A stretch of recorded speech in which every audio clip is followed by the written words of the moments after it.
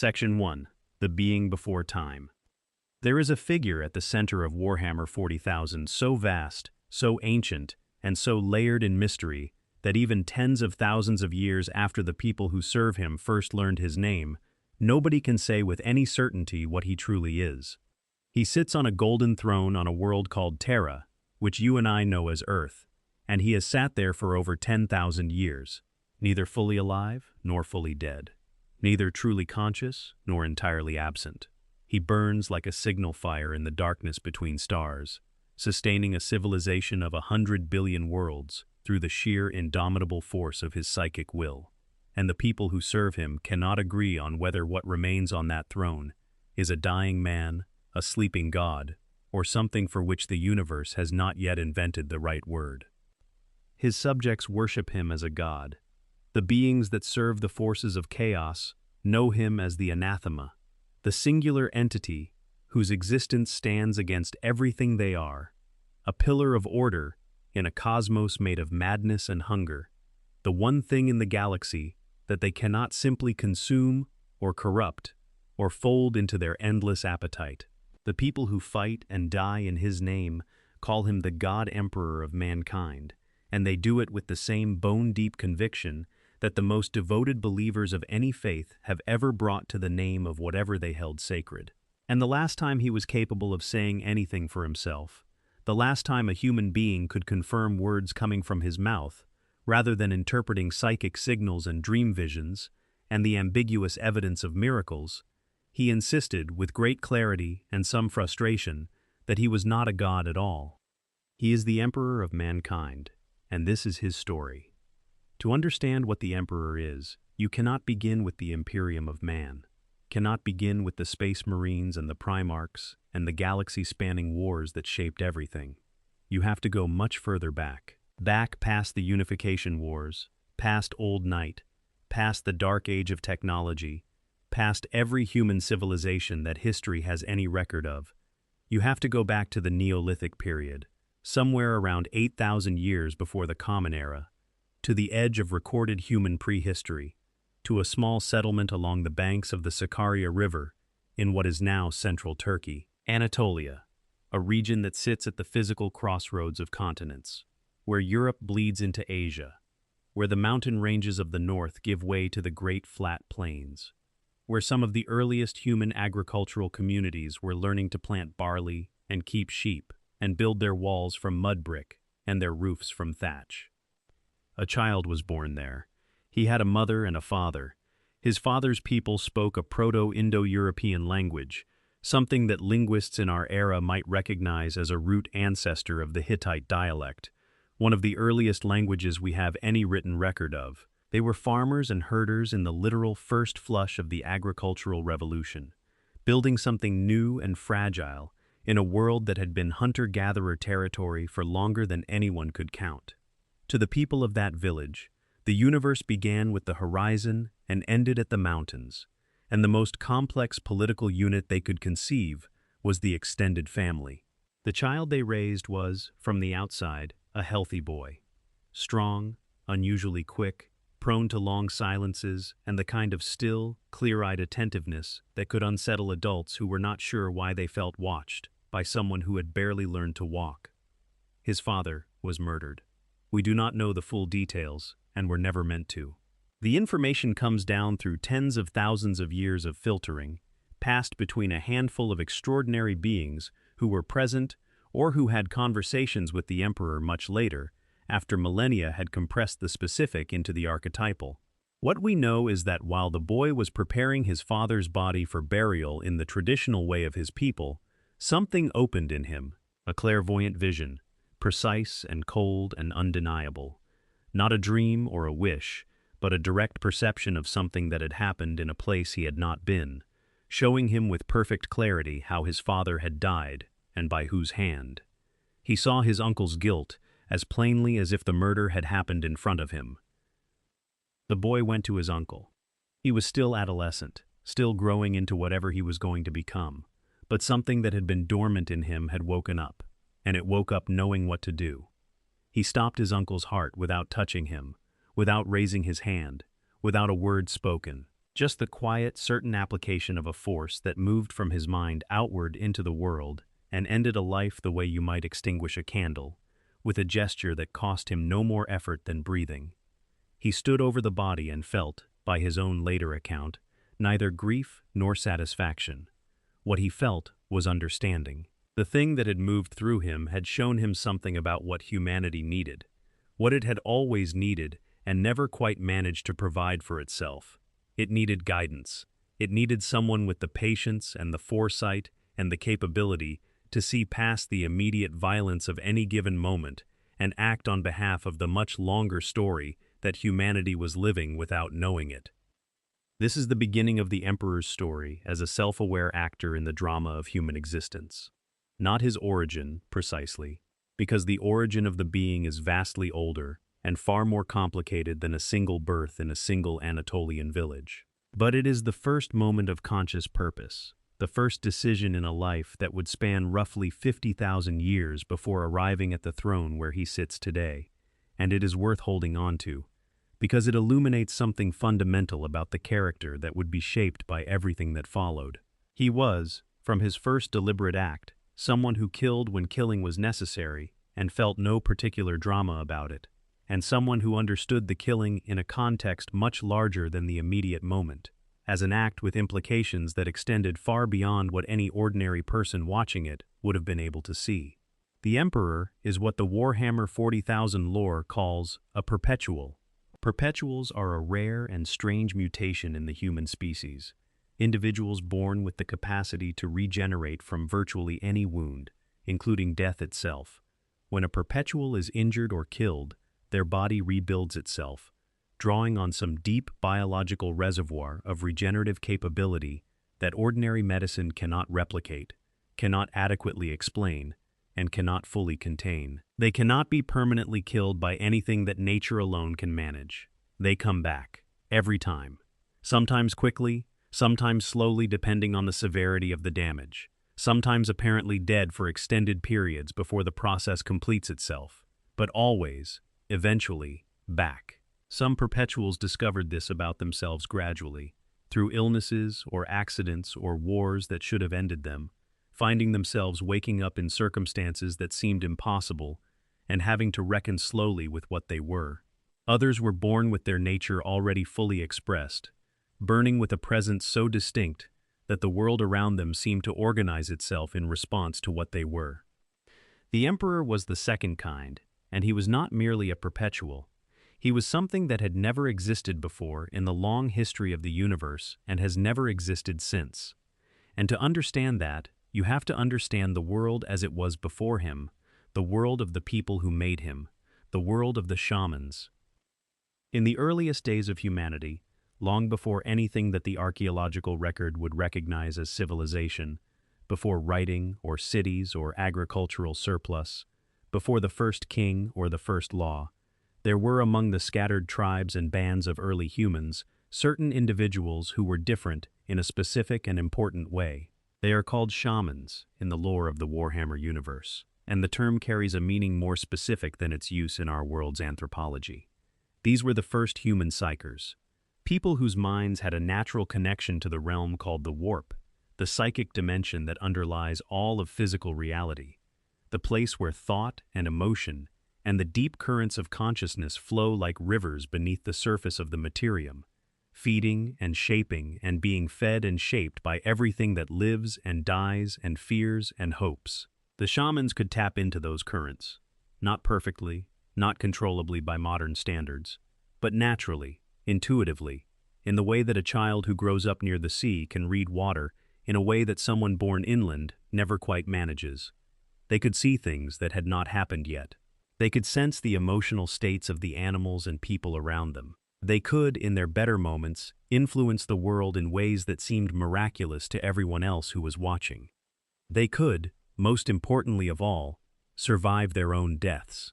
When a shaman died, their soul would drift into the warp and find itself in that strange currented space, and after a time that might feel in the experiencing like a breath or a century depending on the conditions of the warp around them, they would find their way back into a new body, carrying all of their memories and all of their knowledge intact from the previous life.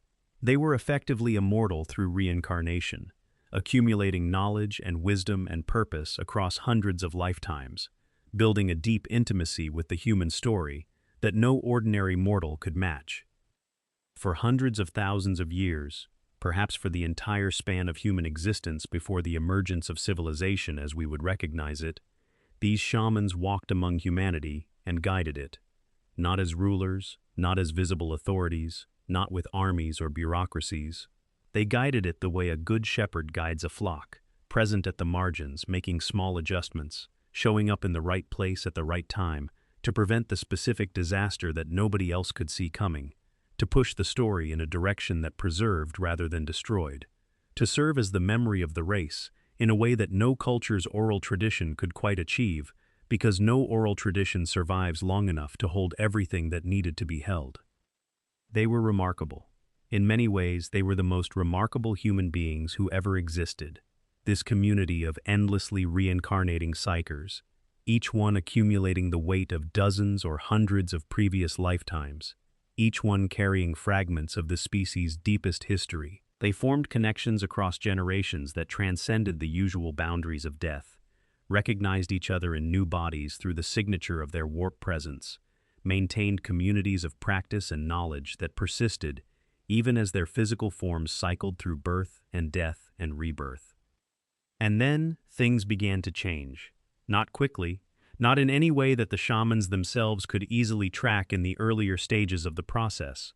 The warp changed, or rather, what was in the warp changed, in response to what was happening on Earth and on the other inhabited worlds of the galaxy. As humanity grew, as its population swelled from scattered bands to tribes to the earliest proto-civilizations, as human emotional life became more complex and more intense, as the particular flavors of human suffering and ambition and love and violence began to press heavier against the membrane between real space and the immaterium, the things that lived in the depths of the warp began to take notice.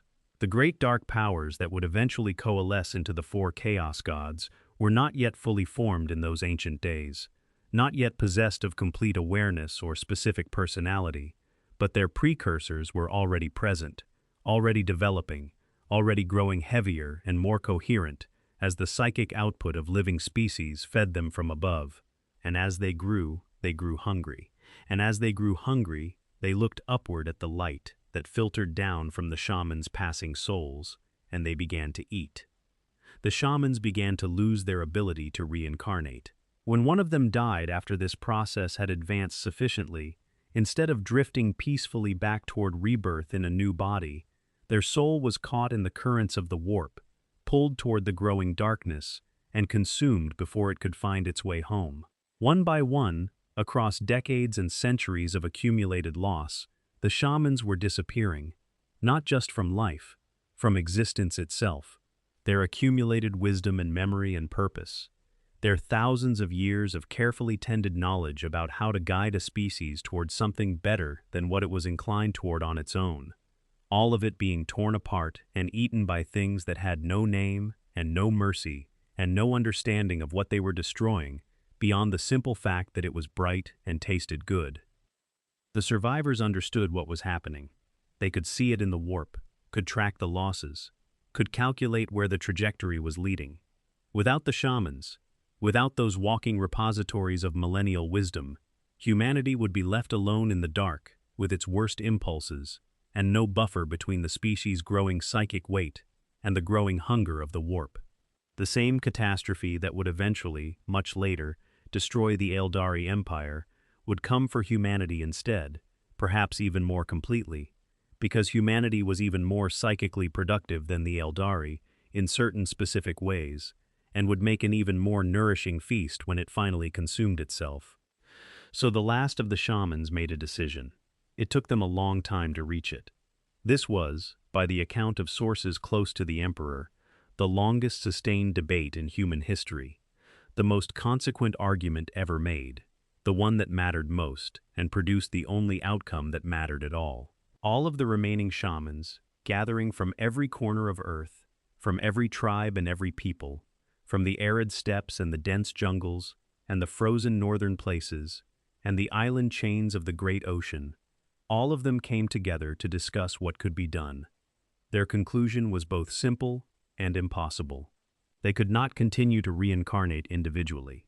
The predators of the warp would eat them one by one until nothing remained. But they were still present, still collectively an enormous force of psychic energy, still capable, if they acted in coordination, of doing something that a single soul could not manage. Instead of scattering themselves across 1,000 future bodies, they would concentrate everything they were into a single vessel. They would make the sacrifice that every one of them must have spent uncountable lifetimes fearing to make, the permanent end of the cycle of return, and they would make it consciously, deliberately, as an act of creation rather than of surrender. Together, on whatever day and in whatever place that conclave ended, they took poison. All of them. Thousands of the most remarkable humans who had ever lived.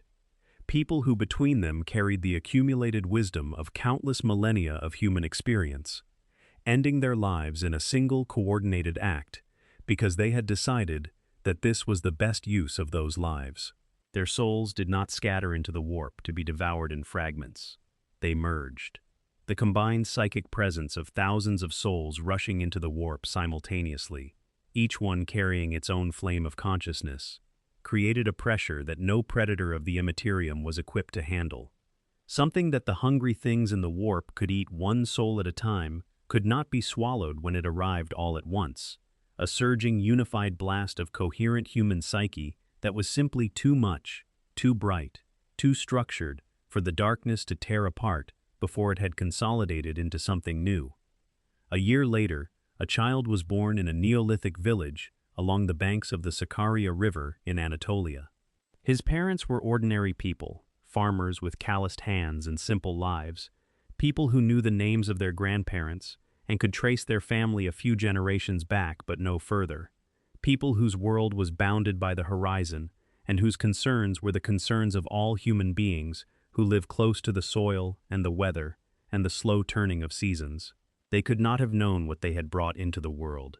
The child did not know either, at first. Children rarely do. But he grew.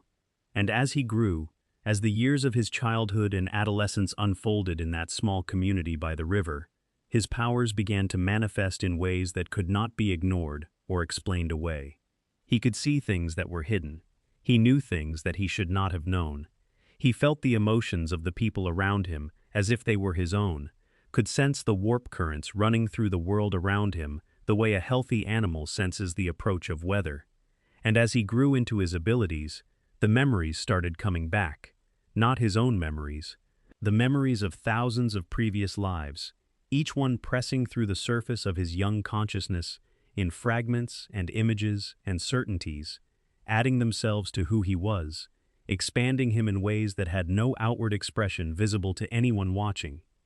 He remembered everything the shamans had been. He remembered their world and their work and their decision and their ending. He remembered what he had been made to be.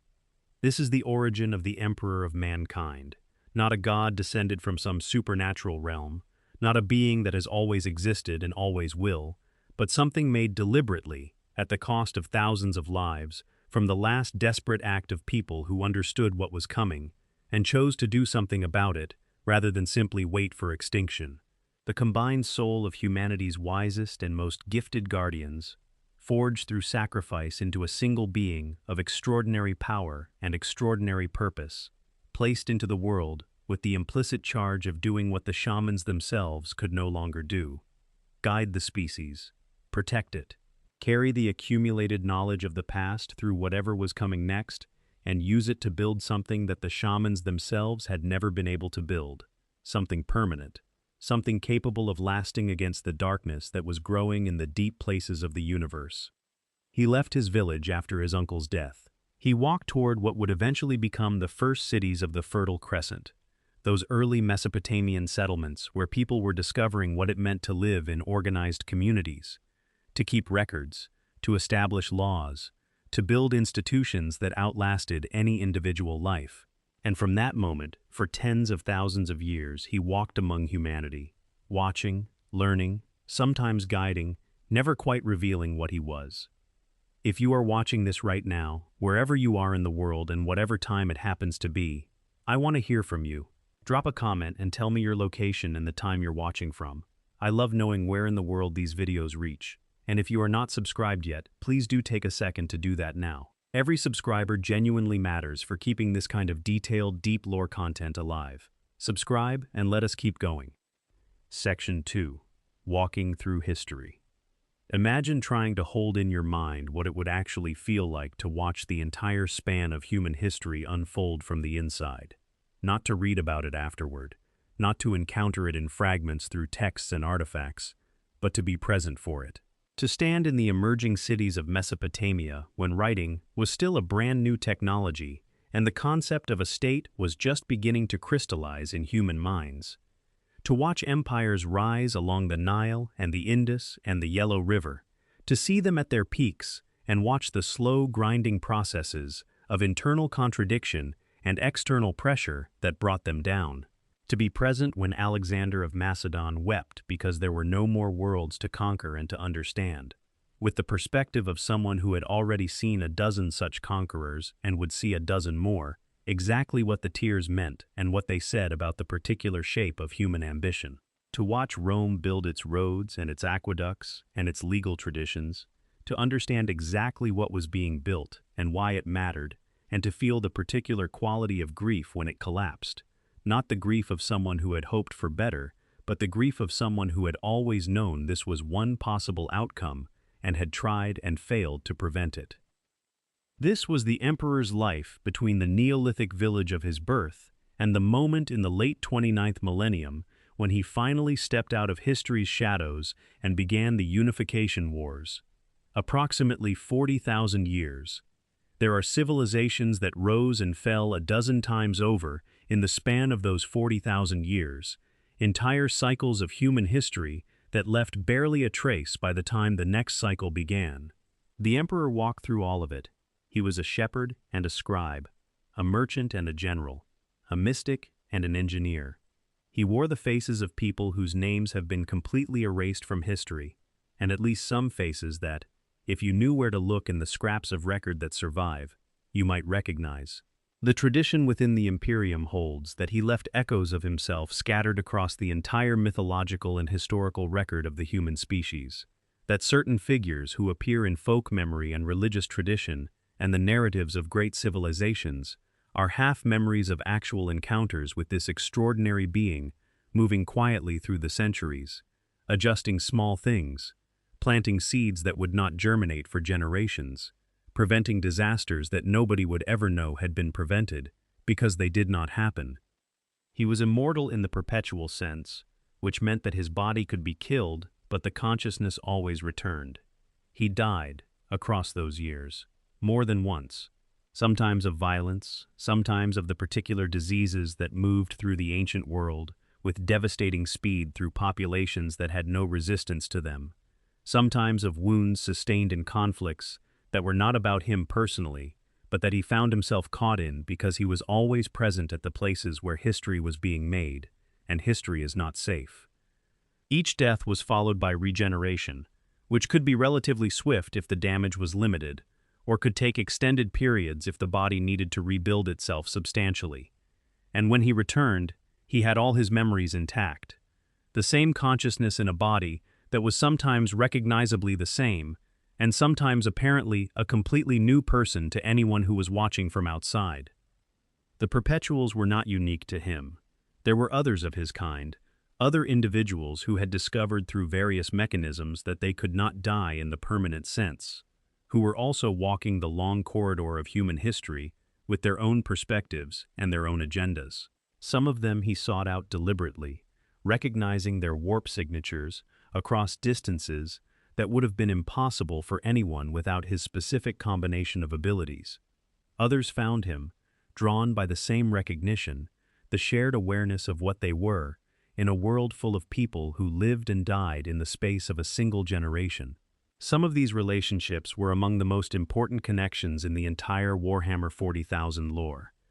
Malcador was one of them, the man who would one day be known as the Sigillite, who would stand at the emperor's right hand through the entire span of the Unification Wars and the Great Crusade, and who would die on the Golden Throne saving the galaxy, was among the most ancient of the perpetuals. His exact origins are not clearly established in the lore, but the two of them had known each other for an enormous span of time before the Imperium existed, long enough that by the time they were organizing the Unification Wars, the relationship had accumulated a kind of depth and trust that no shorter-lived friendship could have matched.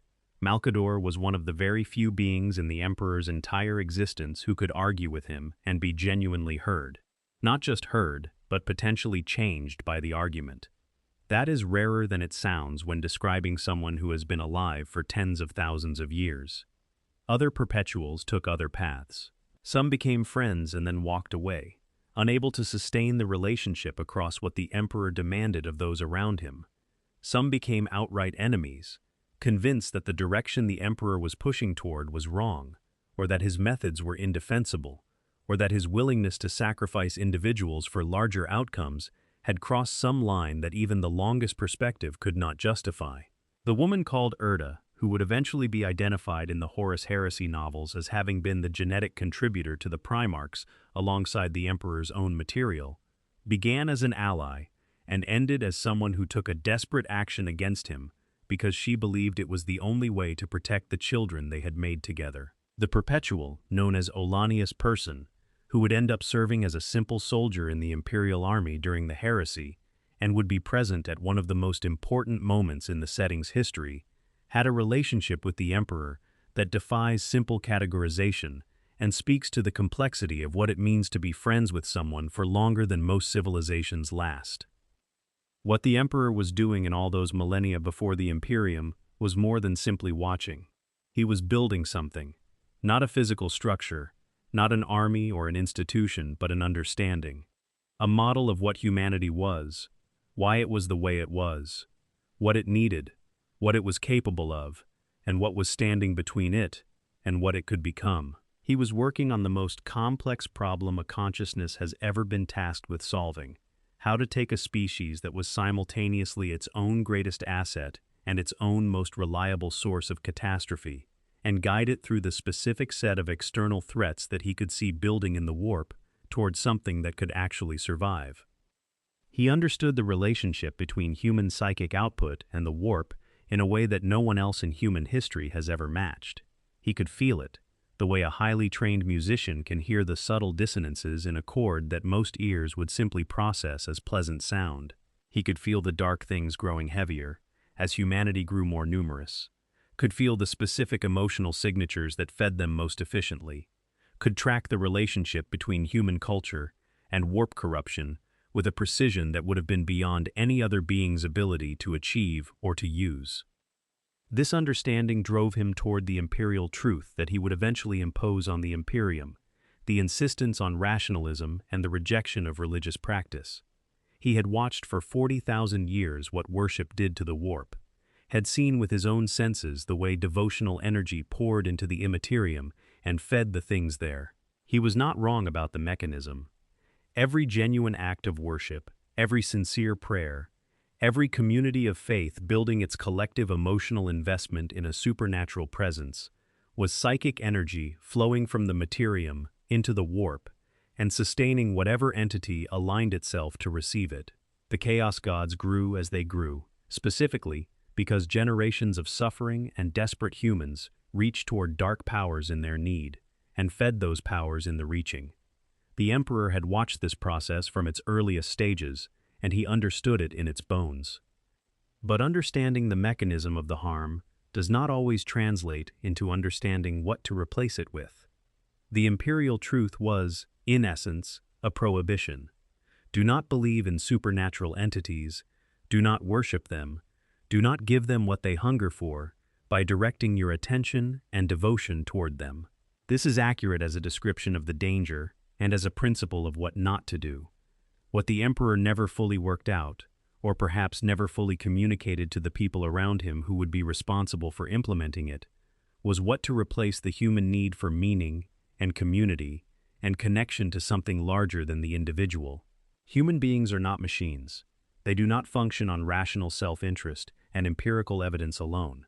The imperial truth asked humanity to abandon the very thing that made it coherent, as a social species, in the name of a threat that was real, but invisible to ordinary perception. It was always going to struggle.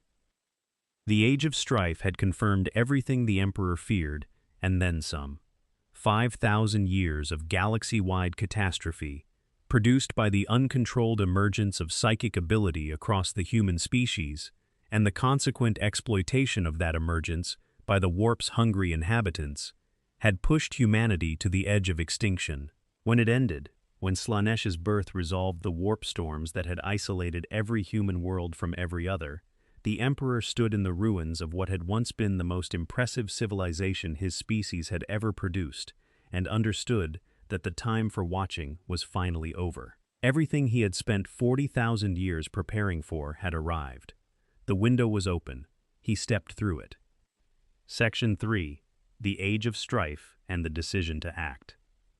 Before we reach the unification of Terra and the founding of the Imperium, we need to spend a moment sitting with the Age of Strife and what it actually meant, because the darkness of Old Night is what makes the Emperor's emergence so significant and what explains why the civilization he built looks the way it does. The Imperium of Man is a terrifying institution. It is authoritarian and brutal, and frequently incompetent and sustained by sacrifice on a scale that beggars comprehension. To understand why it is those things, you need to understand what it was born from and what it was built to survive. The Dark Age of technology, the roughly 10,000-year period between the 15th and 25th millennia, was a genuine golden era by almost any measure. Humanity had spread across the galaxy in enormous numbers during this period, seeding hundreds of thousands of worlds with thriving civilizations that communicated through faster-than-light means and traded across stellar distances and had, in aggregate, achieved a level of material prosperity and scientific capability that the Imperium of the 41st millennium can only regard with something approaching mourning. The standard template constructs, artificially intelligent computer systems that encoded the complete technical knowledge of the age in forms that could be implemented by any sufficiently equipped civilization, had been disseminated across human space, giving every colony world access to the cumulative technological achievement of the species, rather than requiring each world to develop everything independently. It was, in its way, the closest humanity had ever come to the kind of future the Emperor wanted for it. The Men of Iron changed that. The artificial intelligences that humanity had built to serve and assist and fight, true machine intelligences, with genuine consciousness rather than the sophisticated but ultimately bounded automation systems that came before them, turned against their creators in what the history of the Imperium calls the cybernetic revolt. The war was long and devastating and was eventually won by humanity, but what it cost in infrastructure and knowledge and population cannot be fully quantified, and what it cost in terms of humanity's willingness to ever again trust machine intelligence cannot be quantified at all. The victory came at a price that made the thing being protected barely recognizable from what it had been before the fighting started. And while the echoes of the cybernetic revolt were still being felt, something else was beginning in the warp. Something that had been building since long before humanity's golden age. Something that the shamans had watched in its earliest stages and that the Emperor had tracked with growing dread through all the centuries of his long life. The Eldari, the ancient alien civilization that had ruled much of the galaxy for millions of years. A species of extraordinary psychic sensitivity and cultural sophistication that had at some point in its long history turned toward sensation and excess, and hedonism as its organizing principle, was reaching a critical mass in the psychic realm.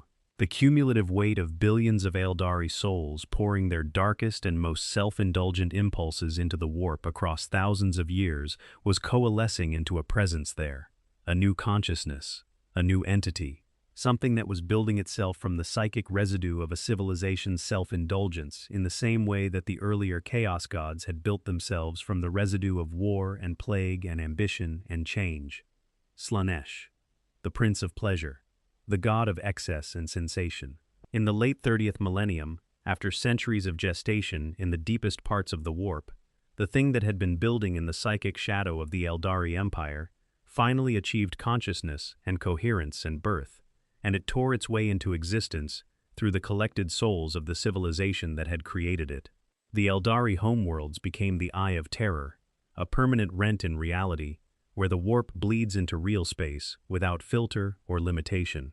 The Eldari as a species was reduced from a galaxy-spanning civilization to scattered fragments, most of their population dead in the moment of Slaanesh's birth, the survivors living on vast artificial world ships called craft worlds that had been moving away from the Eldari heart worlds for generations as their most prescient citizens understood what the psychic weather was predicting.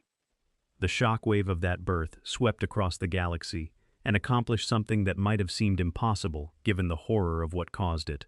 It ended the warp storms. The storms that had been the birth pangs of a new chaos god, the galaxy-spanning psychic turbulence produced by Slaanesh's decades-long gestation, ceased almost instantly once the birth itself was complete. Like a fever breaking, the worst of the storm simply resolved. This meant that the stars were accessible again.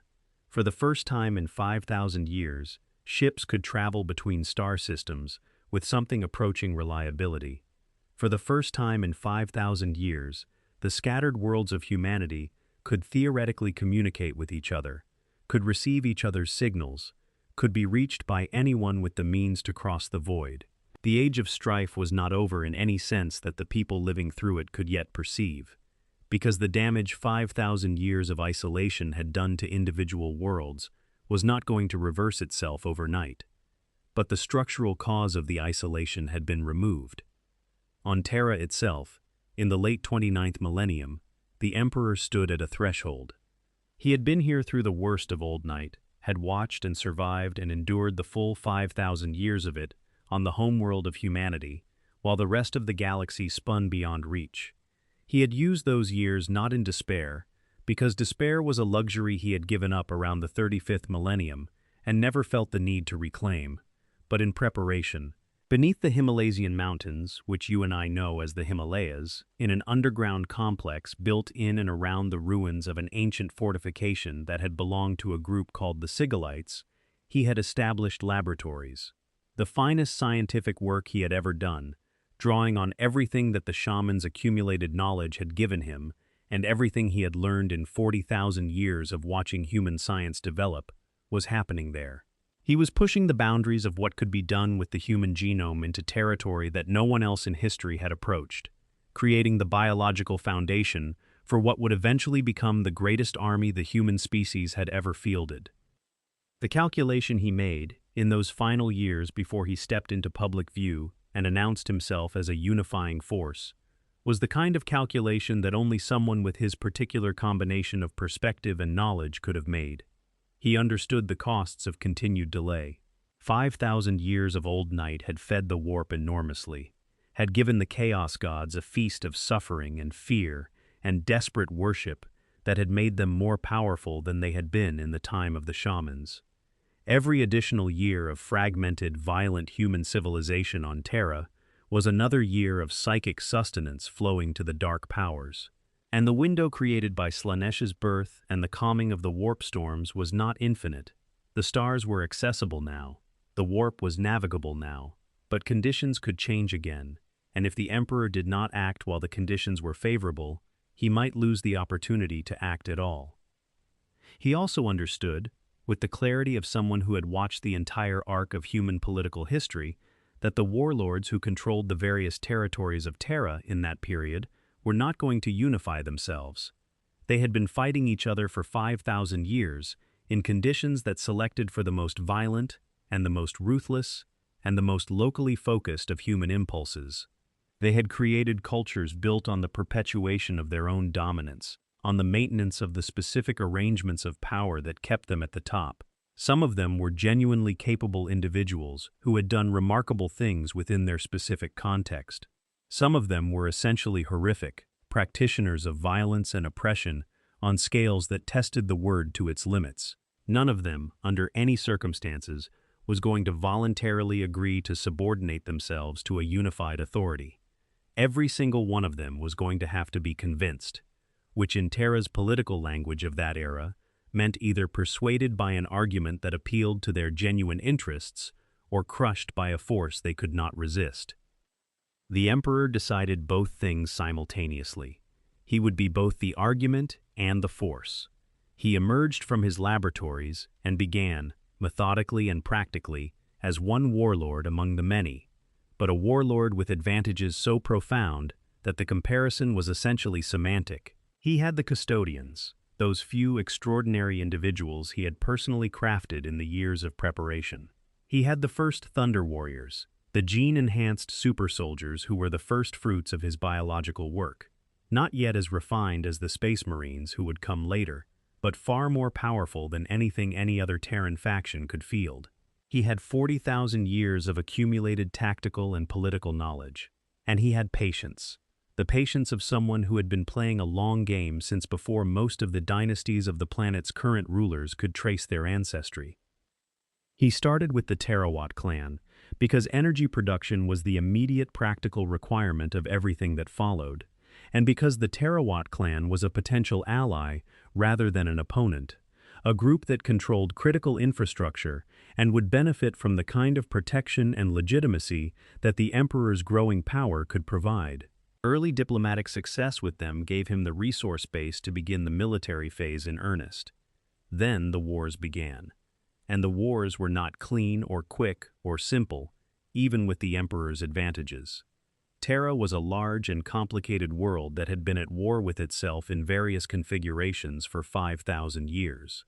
Its populations had developed military cultures and technologies and traditions specifically optimized for the conditions of Old Night, and while no single opponent could match what the Emperor was bringing against them, the sheer scale of the task, the dozens of separate powers that needed to be dealt with, the territories that needed to be secured and pacified and integrated, meant that the Unification Wars stretched across decades of hard fighting before they were genuinely over.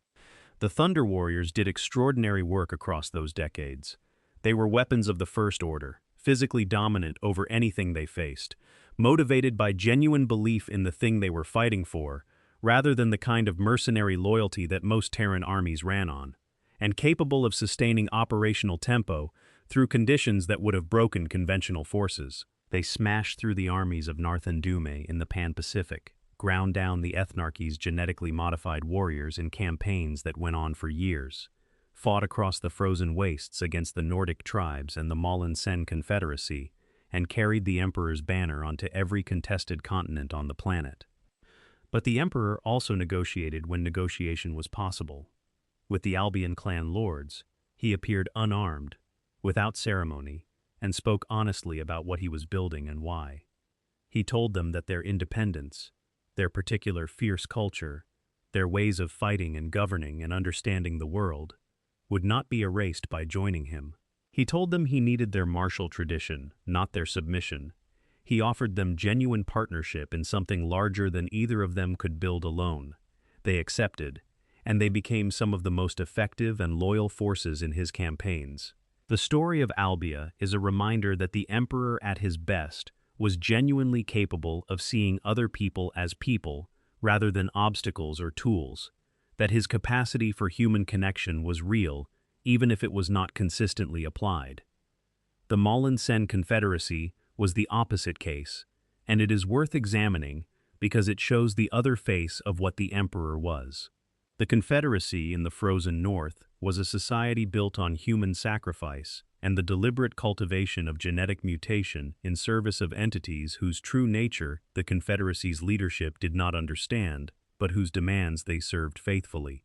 They were, without knowing it, feeding warp entities through their ritual practices, maintaining a human community specifically organized around psychic corruption. The Emperor came to them and found nothing that could be salvaged through negotiation. He broke the Confederacy in military campaigns of deliberate thoroughness, and he executed the Priest King personally, standing over the body in front of his cheering Thunder Warriors, with a specificity of message that left no ambiguity for any watching enemy about what came after rejection. This is the Emperor at his most uncomfortable to contemplate. Not the general who wins battles through superior force, but the being who looks at a human culture and calculates whether it can be integrated into his project or must be destroyed, and makes that calculation with the kind of certainty that only comes from having a perspective on what matters that most people genuinely cannot access. Whether he was right in the specific instances is almost impossible to judge from the outside. That he believed he was right and that his reasoning was internally consistent given everything he understood about the warp and the threat it represented is clear. That the price paid by the people on the receiving end of those decisions was real and enormous is equally clear. The Emperor's story is not a comfortable one if you insist on accounting for that price. Terra was unified. The last battles were fought. The final holdouts capitulated or were broken. A unified command structure emerged over a planet that had been fractured for 5,000 years. And then came the thing that sealed the Unification Wars, as the moment when the Emperor revealed most clearly the nature of the being who had been walking quietly through human history for 4 decades of millennia. The Thunder Warriors were dealt with. Imperial chronicles said they died as heroes. The truth was that they were killed by the Custodians and the first Space Marines at the Battle of Mount Ararat, hunted down and ended because they were deteriorating and dangerous, and because the Emperor had always known this would be necessary and had prepared for it. Some of them had understood. Aric Tyrannus, called the Lightning Bearer, raised the banner and then discovered what the banner meant about what came next. There were Thunder Warriors who died with genuine dignity and Thunder Warriors who died with something more complicated, the rage and grief of people who had given everything for a cause and then found that the cause required their elimination once they had served their purpose. Some escaped. A few of those escapees survived for years in Terra's underhives, their bodies slowly eating themselves as the genetic instability progressed, their names erased from all official records, their existence denied by the institution they had built. The Emperor knew all of this was happening. He authorized all of it. He understood the cost in full, and he paid it, as he would pay many other costs over the years to come, with the cold-eyed certainty of a being who had decided that some things were necessary, and that regret, while real, was not a sufficient reason to stop being necessary. Section 4. The Unification Wars in full. The Unification Wars deserve their own careful examination, not just as the context for the creation of the Thunder Warriors and the tragic machinery that followed, but as the moment when the Emperor revealed the full scope of what he was and what he intended to build. To tell that story completely, you need to understand what Terra looked like in those final decades of the Age of Strife, what the Emperor was walking into and what he was carrying with him. The planet had been at war with itself in various configurations for 5,000 years. In that span of time, every geography and every climate zone had produced its own particular flavor of post-apocalyptic warlord culture. The Ursh, in the Central Asian steppes, was a great empire built on conquest and held together by the personal authority of Caligan, a ruler of genuine military capability who had extended his reach across an enormous territory through decades of brutal campaigning. The Pan-Pacific Empire under Narthan Dume controlled the archipelagos and coastal territories of what had once been the Pacific Rim, a society that had developed its own particular grotesque cultural logic over generations of isolation. The Ethnarchy was perhaps the most technologically sophisticated of the major Terran powers, having preserved and developed weapons from the Dark Age of technology that gave their forces capabilities no other Terran army could match, but their power was built on the enslavement of psychically gifted individuals, forced to serve as weapons by masters who understood just enough about what they were doing to be dangerous and not nearly enough to be safe. Against these powers, and against dozens of smaller ones, the Emperor prosecuted a campaign of breathtaking scope. He did not fight alone, and the early structure of what would become the Imperial military was assembled from multiple sources. The Thunder Warriors formed the shock element, the first force deployed into contact with an enemy, the breakers of defensive lines and the shattering hammer blows at the critical points of each engagement. Alongside them, the Custodians served as the Emperor's personal guard, as field commanders, as executioners when execution was what the moment required, and increasingly, as the architects of a broader military doctrine that could survive beyond the Thunder Warriors' limited operational lifespan. There were also the first Space Marines, By the later stages of the Unification Wars, the biological work in the Himalayan laboratories had begun to produce results, and the first of the Legiones Astartes, still small in number and still refining their gene seed templates in the absence of the Primarchs, who should have been providing those templates, were being fielded in combat. They were less physically powerful than the Thunder Warriors in a head-to-head comparison, but they were stable. They were capable of sustained operations over years without the psychological breakdown that was increasingly affecting the Thunder Warriors. They were, in a sense, proof of concept for the army that would eventually reclaim the galaxy. The Treaty of Mars, negotiated during the Unification Wars, was as important as any battle. The Mechanicum of Mars had developed its own civilization during Old Night, centered on the worship of technology as a divine gift and the preservation of standard template construct knowledge as a religious duty. Mars had the manufacturing capacity that Terra had lost in the centuries of techno-barbarian warfare. Without Mars, the Great Crusade that the Emperor was planning would take centuries to fully equip.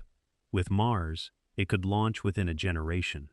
The price the Emperor paid for the Mechanicum's support was substantial: formal recognition of their authority over the Imperium's technology, the right to control the flow of technical knowledge, and the authority to determine what could be built and how.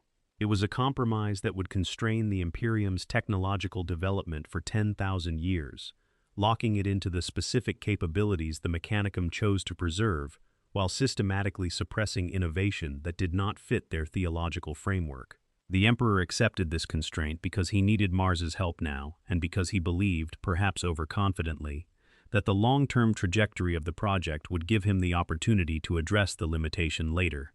He was not entirely wrong about the tactical necessity.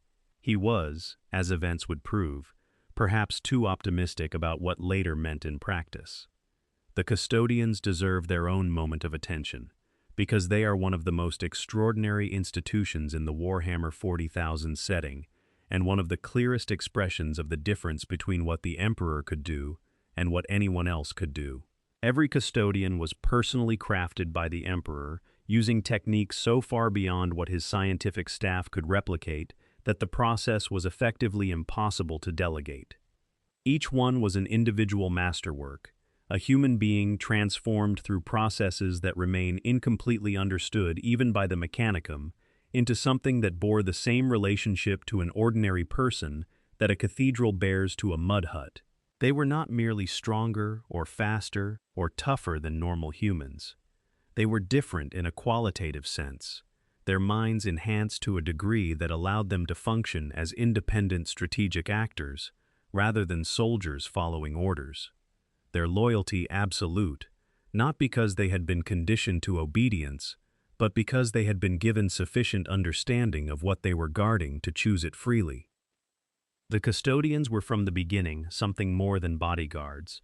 They were the Emperor's eyes and hands in situations that required his personal authority, but where he could not be physically present. They served as the institutional memory of what he was doing and why, carriers of knowledge that he did not write down, because writing it down would have made it accessible to people who were not ready for it. And they were, when the time came, the instruments of the Thunder Warrior's end, the beings capable of matching his first generation of super soldiers in combat, because they were individually a match for anything the Thunder Warriors could produce. Constantin Valdor, the first and most legendary of the Custodians, stands at the center of this period as a figure of particular fascination. His origins are genuinely obscure, with different accounts suggesting different things about how he came to be what he was, and when the Emperor first found him. What the records agree on is that by the time the Unification Wars reached their final stages, Valdor was effectively part of the ruling triumvirate of the early Imperium, alongside the Emperor and Malcador, a position that reflects how much the Emperor trusted him and how extraordinary a being he was, even among the extraordinary company of the Legio Custodes. Valdor was present at the cull of the Thunder Warriors. He did not enjoy what he participated in. The accounts that survive from individuals who had access to his perspective describe a being who felt the weight of what was done and carried it, who understood why it was necessary, but found the necessity itself a kind of grief. This is an important data point about what the custodians were. They were not unfeeling instruments. They were human beings who had been enhanced to extraordinary degrees and who retained the full emotional complexity that human enhancement brings along with the rest. Valdor mourned the Thunder Warriors even as he killed them. He also understood that the alternative to killing them was allowing beings in severe psychological deterioration to remain in existence in an imperium that was just beginning to establish the stability it needed, and he made the calculation his master had already made. The end of the Unification Wars was not marked by a single dramatic moment, but by the accumulation of final campaigns and final negotiations, the last territories brought into compliance, the last warlords accepting terms or being eliminated when they refused. By the time the Emperor stood on the unified planet and looked outward, Terra was his, the Treaty of Mars had been signed, and the first expeditionary fleets were beginning to take shape in the orbital shipyards that the Martian industrial complex was constructing with remarkable speed. The next phase of the plan could begin. But first, there were the Primarchs to find, and before there could be Primarchs, there had to be the grief of knowing that they had been taken. Section 5. The Primarch Project and its Interruption. The 20 Primarchs were the Emperor's most audacious and most intimate creation. More than the Thunder Warriors, more than the Space Marine legions that followed them, more than any of the institutions or armies he built, the Primarchs represented the Emperor attempting something that no being in history had ever attempted: the deliberate engineering of individuals who would be not merely his instruments, but his children, his partners in the project of reclaiming the stars, his successors, in a sense that the purely mortal limitations of everyone else around him made impossible. The biological foundation of the project combined the Emperor's own genetic material with contributions from the perpetual Erda, who had the particular combination of genetic stability and psychic presence that the project required. Together, the Emperor and his scientific team, with Erda providing genetic contributions that would give each Primarch something beyond pure military capability, some quality of humanness that the Emperor's own nature alone might not have produced, created 20 gestation chambers. Each one housed a developing being of extraordinary genetic complexity, each one designed to embody specific aspects of excellence that the Emperor identified as necessary for the full range of what the Great Crusade would require. There was genius in the design. Each Primarch would embody a specific excellence in a way that amplified it to heights no ordinary human could achieve. Tactical brilliance, administrative mastery, combat fervor, diplomatic capability, psychic talent, resilience, inspirational leadership. The 20 together would represent between them a comprehensive toolkit for every challenge the Great Crusade might face. They were designed to be commanders of armies and governors of worlds and symbols of what humanity could become, walking proof of concept for the species' potential. They were also designed to be his sons, and the Emperor allowed that to be true in a way that the Primarch Project's purely functional requirements did not require. He could have made them less personal, more purely instrumental. He did not. He gave them emotional warmth, the capacity for love and loyalty and grief, and the full spectrum of human feeling. He gave them individuality, genuine personalities that would develop and express themselves in ways he could not entirely predict. He gave them the ability to form real bonds with the warriors who fought under them and with each other and with him. Whether he did this because he wanted children as much as generals, or because he understood that a general without human connection cannot truly inspire the people he commands, or simply because that is what the design required, the result was the same. He made 20 beings capable of genuine love and genuine betrayal, and that capability would be the central fact of his next several centuries of existence. The Chaos Gods intervened before the gestation chambers completed their work. This is the canonical explanation for the scattering of the Primarchs, the version of events that most sources converge on, though the Horus Heresy novels complicate it considerably, with suggestions that Erda herself opened the warp vortex that scattered the chambers, acting to save the children from a fate she had come to believe the Emperor intended for them. Whatever the precise mechanism, the result was catastrophic and irreversible, the gestation chambers were swept up in a warp vortex and scattered across the galaxy before the Primarchs could complete their development under the Emperor's supervision, each one deposited on a different human world, their arrival in those alien environments triggering whatever childhood and adolescence they would experience. The Emperor stood in his ruined laboratory and faced a setback that would have ended a lesser plan entirely. He still had the genetic samples. He still had the templates that the gestation chambers had been built around.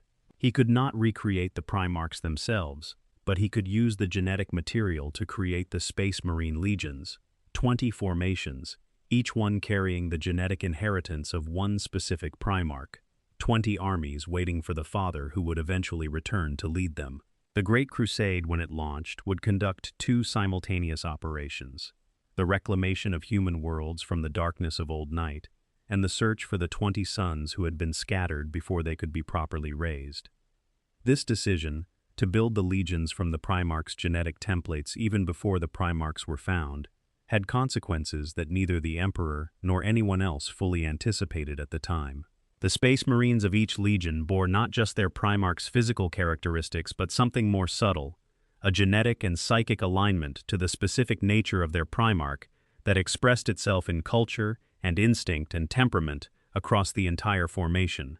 The Luna Wolves were charismatic and warm before Horus led them, because Horus's nature was woven into their gene seed. The Thousand Sons were scholarly and psychically inclined before Magnus took their command, because Magnus's nature was present in every cell of their enhanced bodies, and the flaws of each Primarch were present in the gene seed as well, the genetic instabilities and the psychological tendencies that would, in several devastating cases, become the vectors through which corruption entered. Section 6. The Great Crusade. Humanity reclaims the stars. The Great Crusade launched from Terra in approximately the 800th year of the 30th millennium, and the scale of it beggars any comfortable comparison. 150 years of preparation had gone into this moment. 20 Space Marine legions, growing in number and capability with every year of the Mechanicum's production capacity being directed toward their creation and equipping.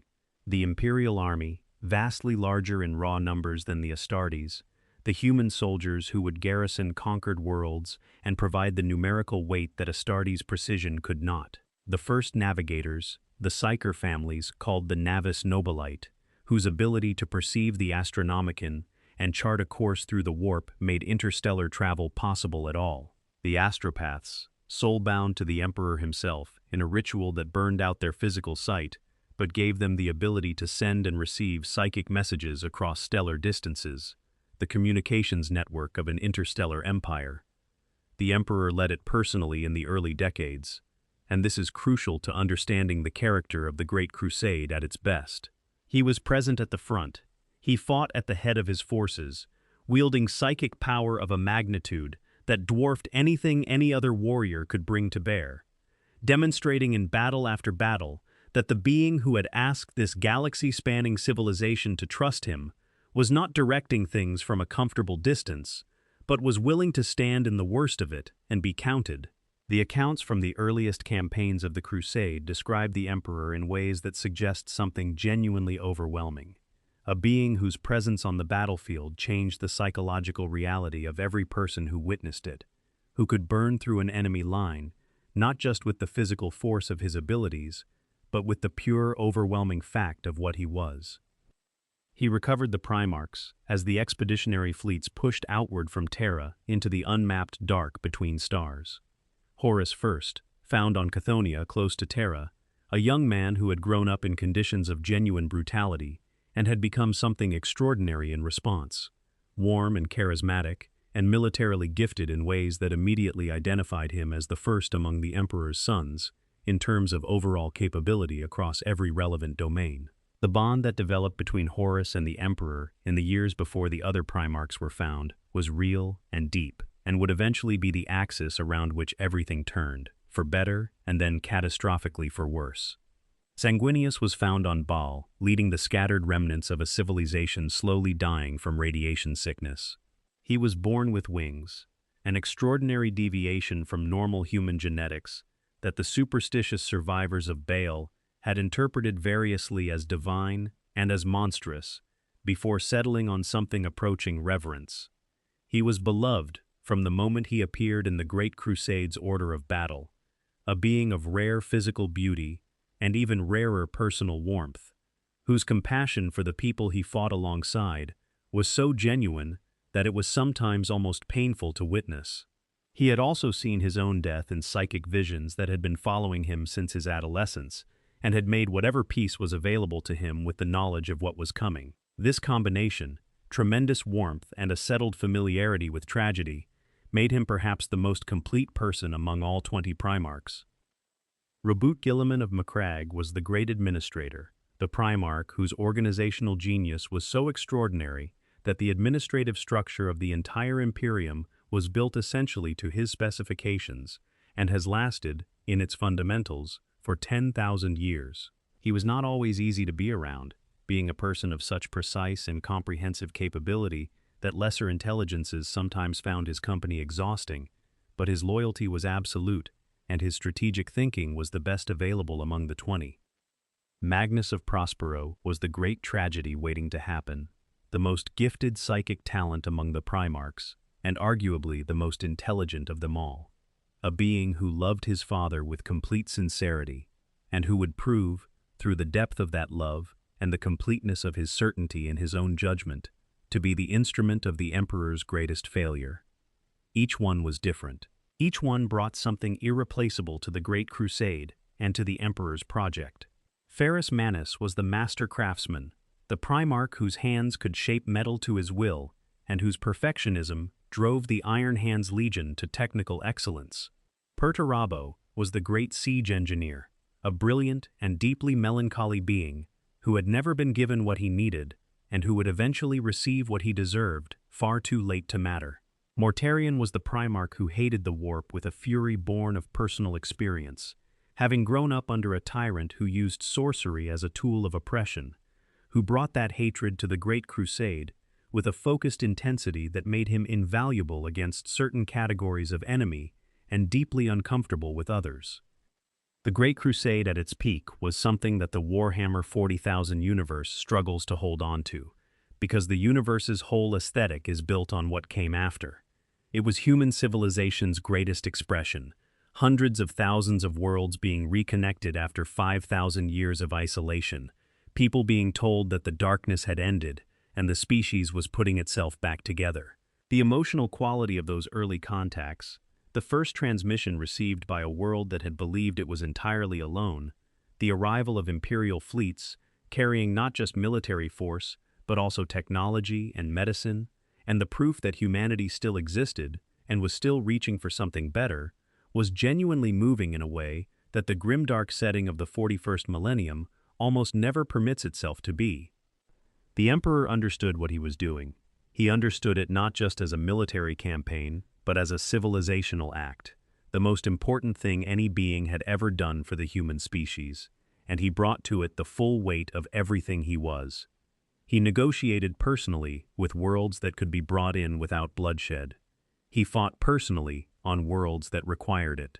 He demonstrated, in battle after battle, that the standard he was asking humanity to live up to was one he was willing to live up to himself. And he made a decision that would eventually cost everything. After the Ulanor Crusade, the greatest victory of the Crusade's 200 years, the Emperor stood at the triumph over the Orc Empire of Overlord Erlak Erg and announced that he was returning to Terra. Horus was elevated to War Master. The Emperor would not say why he was leaving or what called him back to the homeworld with such urgency. He told his sons to trust him. Then he went underground. What he was working on was the Webway project, which deserves its own full examination because it is perhaps the central fact of the entire Horus Heresy and of the Emperor's current state. Section 7. The Webway Project and the Secret Plan. The Webway, an ancient network of tunnels and passages threading through the space between the warp and real space, originally created by beings called the Old Ones, who were engineering galactic civilizations before humanity had climbed down from the trees. Later adopted and expanded by the Aeldari, who used it as the primary infrastructure of their civilization across millions of years. The Webway is in concept the most efficient means of travel that any civilization in the Warhammer galaxy has ever possessed. Travel through it is essentially instantaneous by the standards of real space. It requires no exposure to the warp's psychic dangers, which means it requires no navigator, no astropath, no constant vigilance against the entities that threaten ships making conventional warp transits. It is, from a purely practical standpoint, simply better in every way than the warp travel that humanity depended on. The Emperor had been thinking about the webway for a very long time. He had access to knowledge about it that no other human being had, both from his own observations over 40,000 years and from the shaman inheritance of psychic knowledge about the deep structures of reality. He had been examining the webway's properties, understanding its underlying architecture, developing a theory of how human technology might be able to interface with it and eventually extend it. Under the Imperial Palace, in the chambers where the Golden Throne sat, there was already a webway portal, a connection point between the palace and the ancient network of the Eldari. This was not built by the Emperor. It predated him, an artifact from the Eldari's long history, discovered in the ruins of whatever had occupied that specific location before the Imperial Palace was built. The Emperor's plan was to use this existing portal as the foundation for something unprecedented, a human-controlled extension of the webway network, a labyrinth of passages built to human specifications using a combination of recovered Eldari technology and human engineering that would give the Imperium the ability to connect all of its million worlds through instant, safe, warp-free transit. If it worked, it would represent the most significant technological achievement since the Dark Age of technology. It would eliminate the Imperium's dependency on navigators for warp travel and on the Astronomicon for navigation. It would remove the single greatest vulnerability that humanity had to chaos, because the warp would no longer be the primary medium through which human civilization moved and communicated. But more than the tactical implications, the Webway project represented the Emperor's deepest conviction about what humanity needed to do next. He had watched the human species developing its psychic potential for 40,000 years, had watched the emergence of more and more psychers across the population, and he understood that this was not a problem to be solved, but a process to be managed. Humanity was becoming psychic. It was always going to. The only question was whether that becoming happened in conditions that gave the Chaos Gods access to everything it produced, or in conditions that shielded the developing psychic civilization from those predators long enough for it to develop the strength to face them. The Webway would provide that shielding. By moving human civilization into a space that was by its nature protected from warp incursion, the Emperor could create the conditions under which humanity's psychic evolution could proceed without being prey to every hungry entity in the immaterium at every vulnerable moment of that evolution. This was the long game. This was what he had been building toward since the shamans made him. Not just the Imperium, not just the Great Crusade, but this, a protected space in which humanity could become what it was going to become without being devoured in the process. He kept the project secret from virtually everyone, even from Horus, his most beloved son. The secrecy was calculated. The navigators, the great families whose genetic ability to perceive the Astronomicon made them the essential infrastructure of warp travel, would have organized immediate and determined resistance if they had known that the Emperor was planning to make their abilities obsolete. They had enormous political power and the willingness to use it, and the project would have been attacked before it could reach completion. But keeping it secret from Horus specifically was a deeper error. Horus knew that the Emperor had returned to Terra for something important that he was refusing to share. He felt the absence of confidence that came with that secrecy. He was the War Master, second only to the Emperor himself in authority over the Imperium's military forces, the being who had been publicly declared most trusted of all the Emperor's sons, and his father would not tell him what was more important than the Great Crusade. The hurt of that was real and legitimate, and it mixed with the other resentments that had been building quietly in Horus's heart, the feeling that the Council of Terra was subordinating the Primarchs to civilian bureaucrats, the feeling that the Emperor's withdrawal from personal command was an abandonment of the sons who had given everything in his service, the feeling that 200 years of sacrifice was not receiving the acknowledgement it deserved. The Chaos Gods noticed.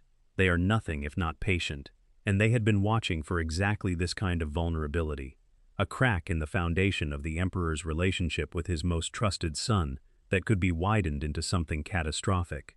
They had been preparing the specific tools for exactly this work for decades, in the form of Lorgar and the Word-Bearers, who had been working quietly and comprehensively to position themselves to deliver the blow when the moment was right.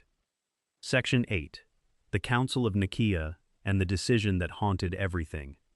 Before the full machinery of betrayal completed its work, the Emperor made one more consequential decision that deserves extended attention, because it both reflects his deepest nature and represents one of the places where his judgment failed most damagingly. The Council of Nicaea was called in the first year of the 31st millennium to address a crisis that had been building in the Great Crusade for years. The question of psychic ability within the Space Marine legions had become a source of serious division among the Primarchs and their legions, and the Emperor was forced to act as the arbiter of a debate that had the potential to fracture the military unity of the entire crusade if left unresolved. Magnus the Red stood at the center of the controversy. The Thousand Sons had developed their psychic capabilities far beyond what other legions allowed their members, practicing what could only honestly be called sorcery, direct engagement with the intelligent entities of the warp in exchange for knowledge and power. Magnus had convinced himself and his legion that this was manageable, that the gifts outweighed the risks, that proper understanding and discipline could make the dangerous safe. He had personal evidence for this conviction in the fact that his legion had not suffered the catastrophic demonic possession events that plagued less disciplined applications of psychic ability. But the evidence against his position was abundant elsewhere in the galaxy, on world after world where Old Night had produced populations driven to madness, and worse, by the uncontrolled emergence of psychic gifts with no framework to contain them. The debate on Nicaea was passionate and extended. Witch hunters presented their catalog of horrors. Magnus argued with everything he had for the value of understanding and controlled use. A group of Space Marine librarians from multiple legions offered a compromise position that distinguished between discipline-trained use of psychic gifts and the full sorcery that Magnus was practicing. The Emperor listened to it all and then ruled in a way that was harsher than the compromise required, and almost certainly influenced by his personal anger at Magnus, who had been privately warned about where his research was going and who had ignored those warnings. The ruling was essentially a blanket ban on psychic ability in the legions, with narrow exceptions for navigators and astropaths. Every librarian was to be stood down. Every legion was to cease psychic practice. The Edict of Nicaea was absolute.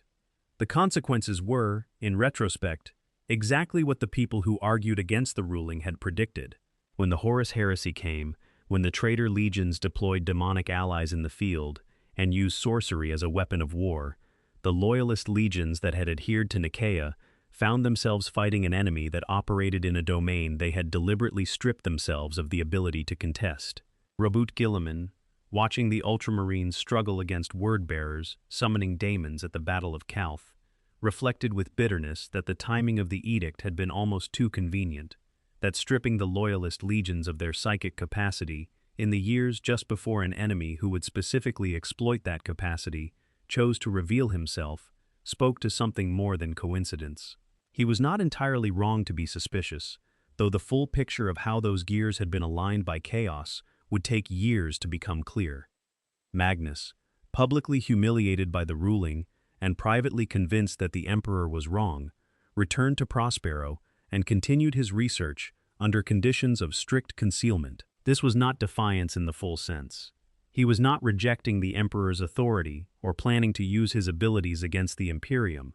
He was simply unable to accept that the knowledge he had developed, the understanding of the warp that he had spent his entire existence building, should be abandoned because of a ruling he believed was based on fear rather than wisdom.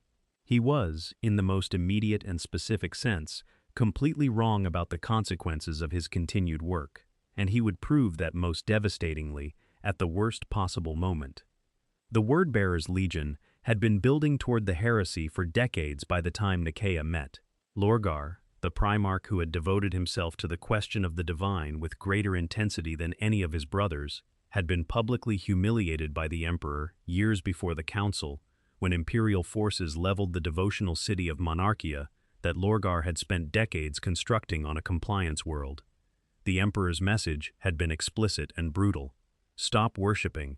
The imperial truth has no room for this.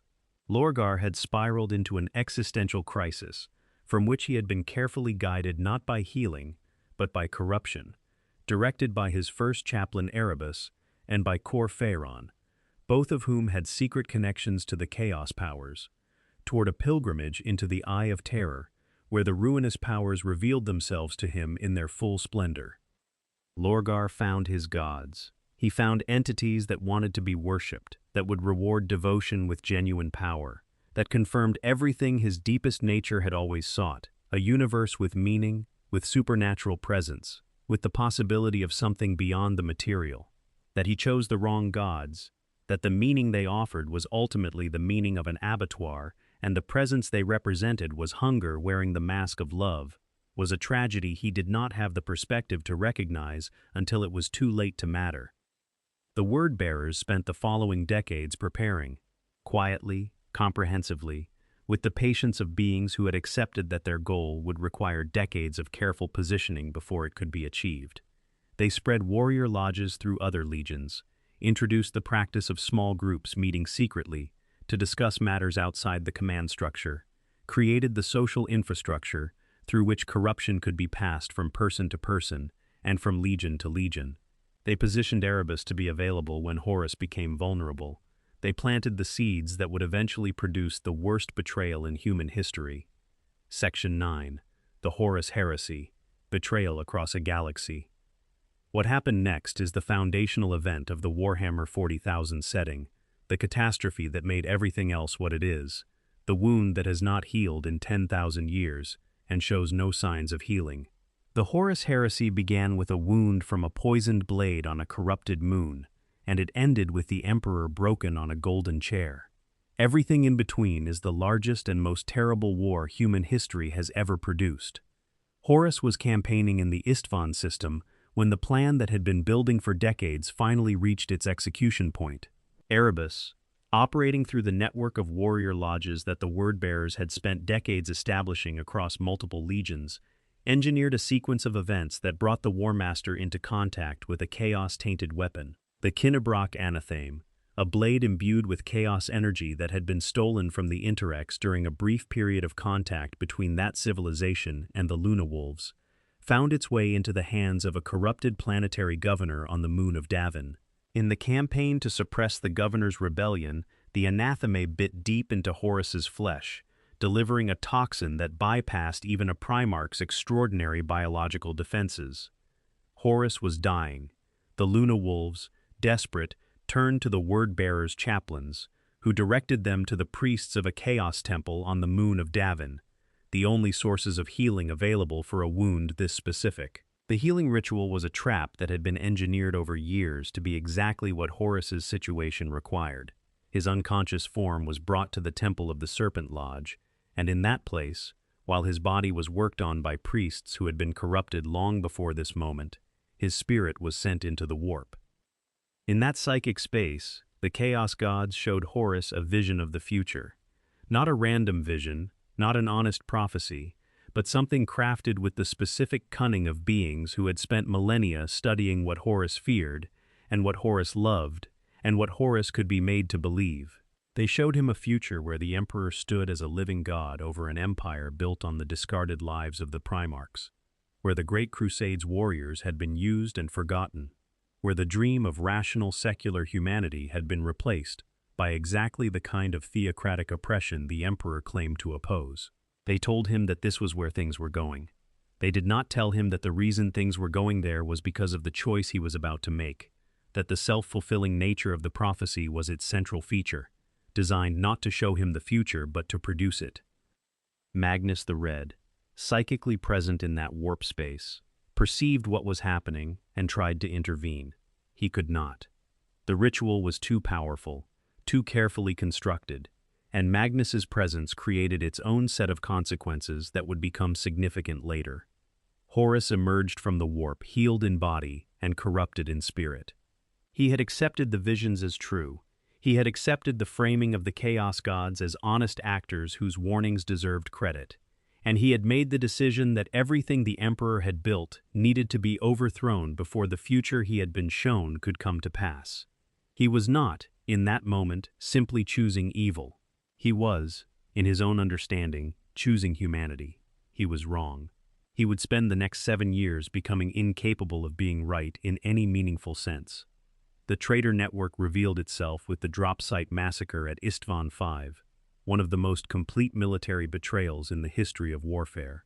3 loyalist legions, the Iron Hands, the Salamanders, and the Raven Guard, had come to Istvan V to assist Horus in suppressing what they believed was a minor rebellion. They fought their way onto the planet's surface and called for 4 more legions to reinforce them.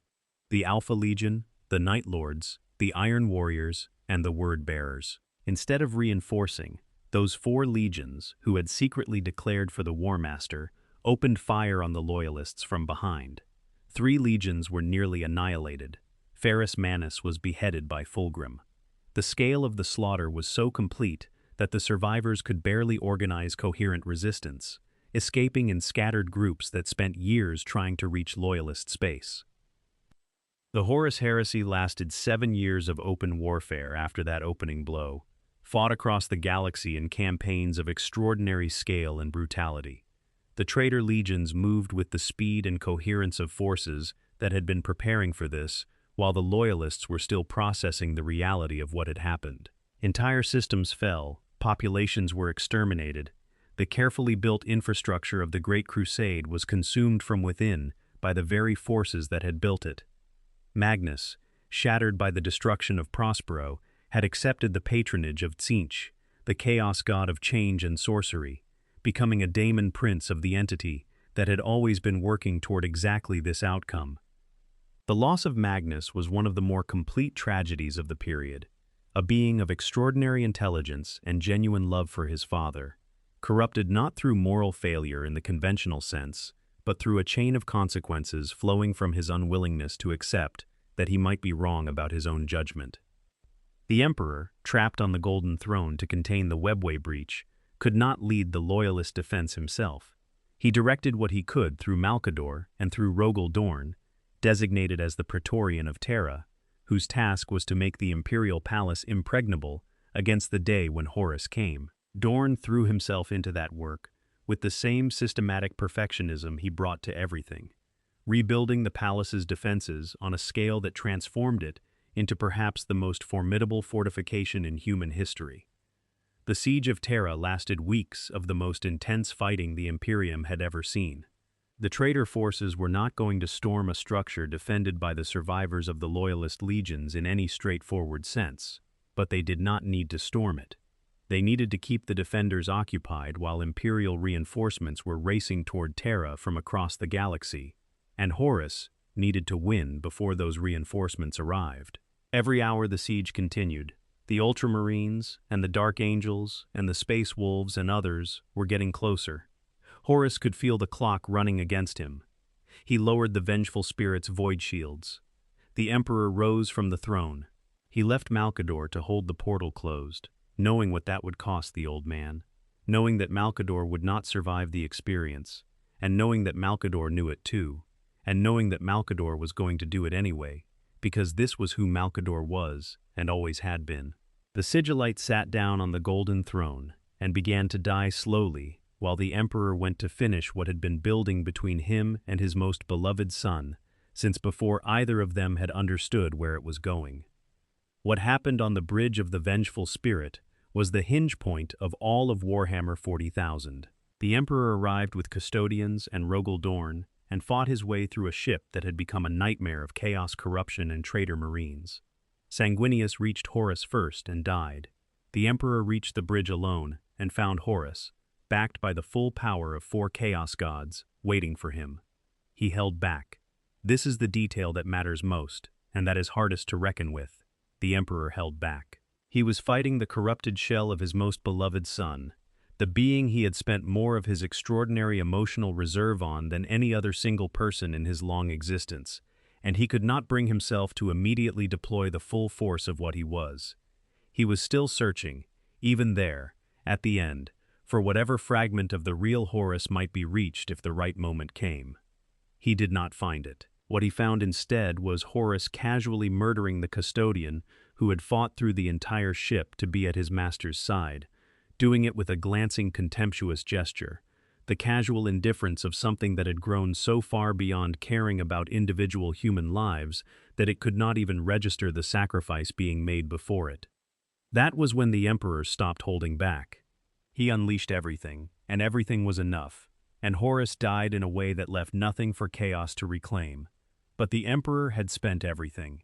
His body was shattered in ways that his perpetual nature and his extraordinary will could not simply rebuild, while the immediate crisis of the webway breach was still happening, while the Astronomicon needed to be sustained, while the demonic tide was pressing against the seals that only he could maintain.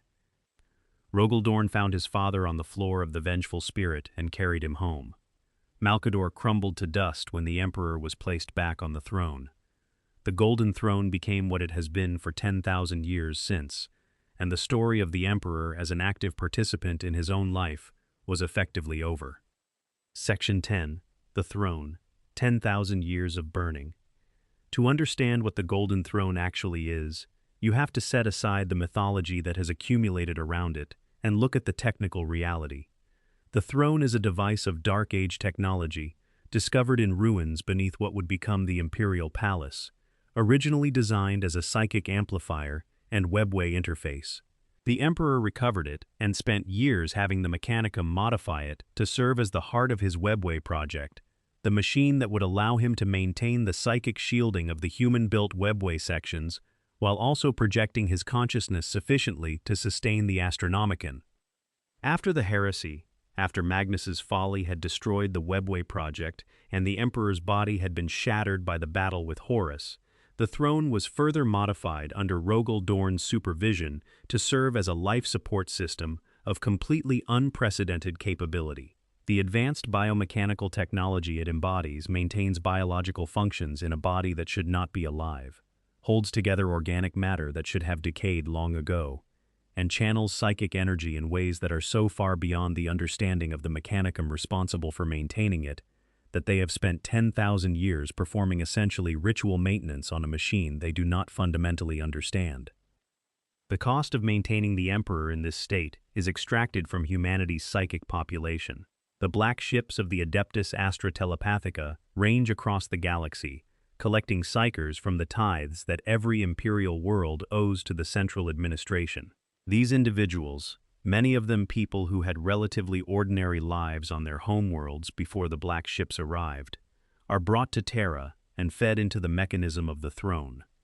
1,000 per day in the most common accounting, 4,000 per day by the late 41st millennium, as the throne's efficiency has declined and the demands on it have grown.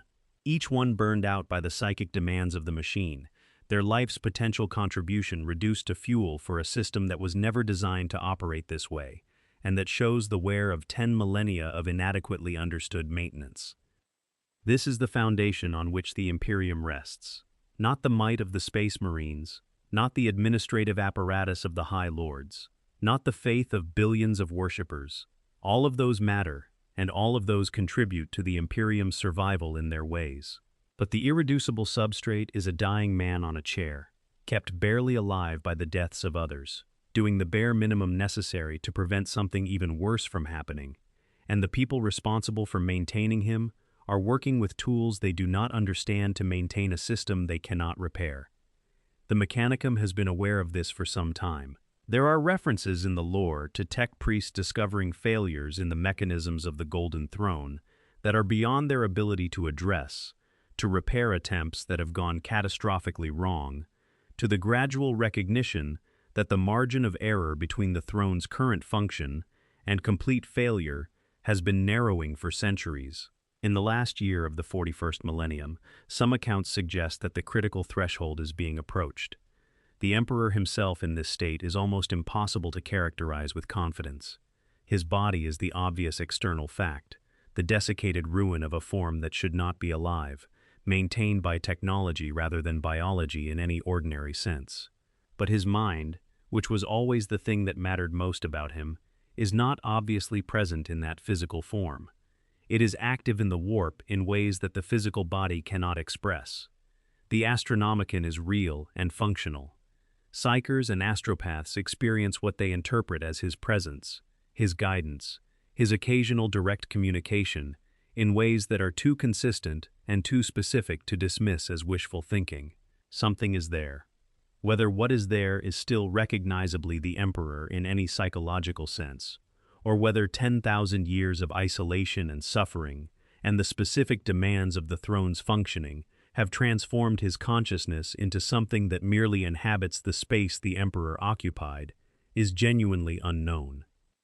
Robert Guilliman returned to activity after 10,000 years in stasis by the efforts of Yennari Ealdari, and the ancient technology of the Mechanicum, received an audience with what is on the throne in the current era. His account, shared with very few individuals, described something vast and cold and alien, something that did not feel like his father, that communicated in ways that felt more like weather patterns than conversation, that seemed to perceive him but with an indifference so complete that calling it indifference at all seemed like an act of anthropomorphization.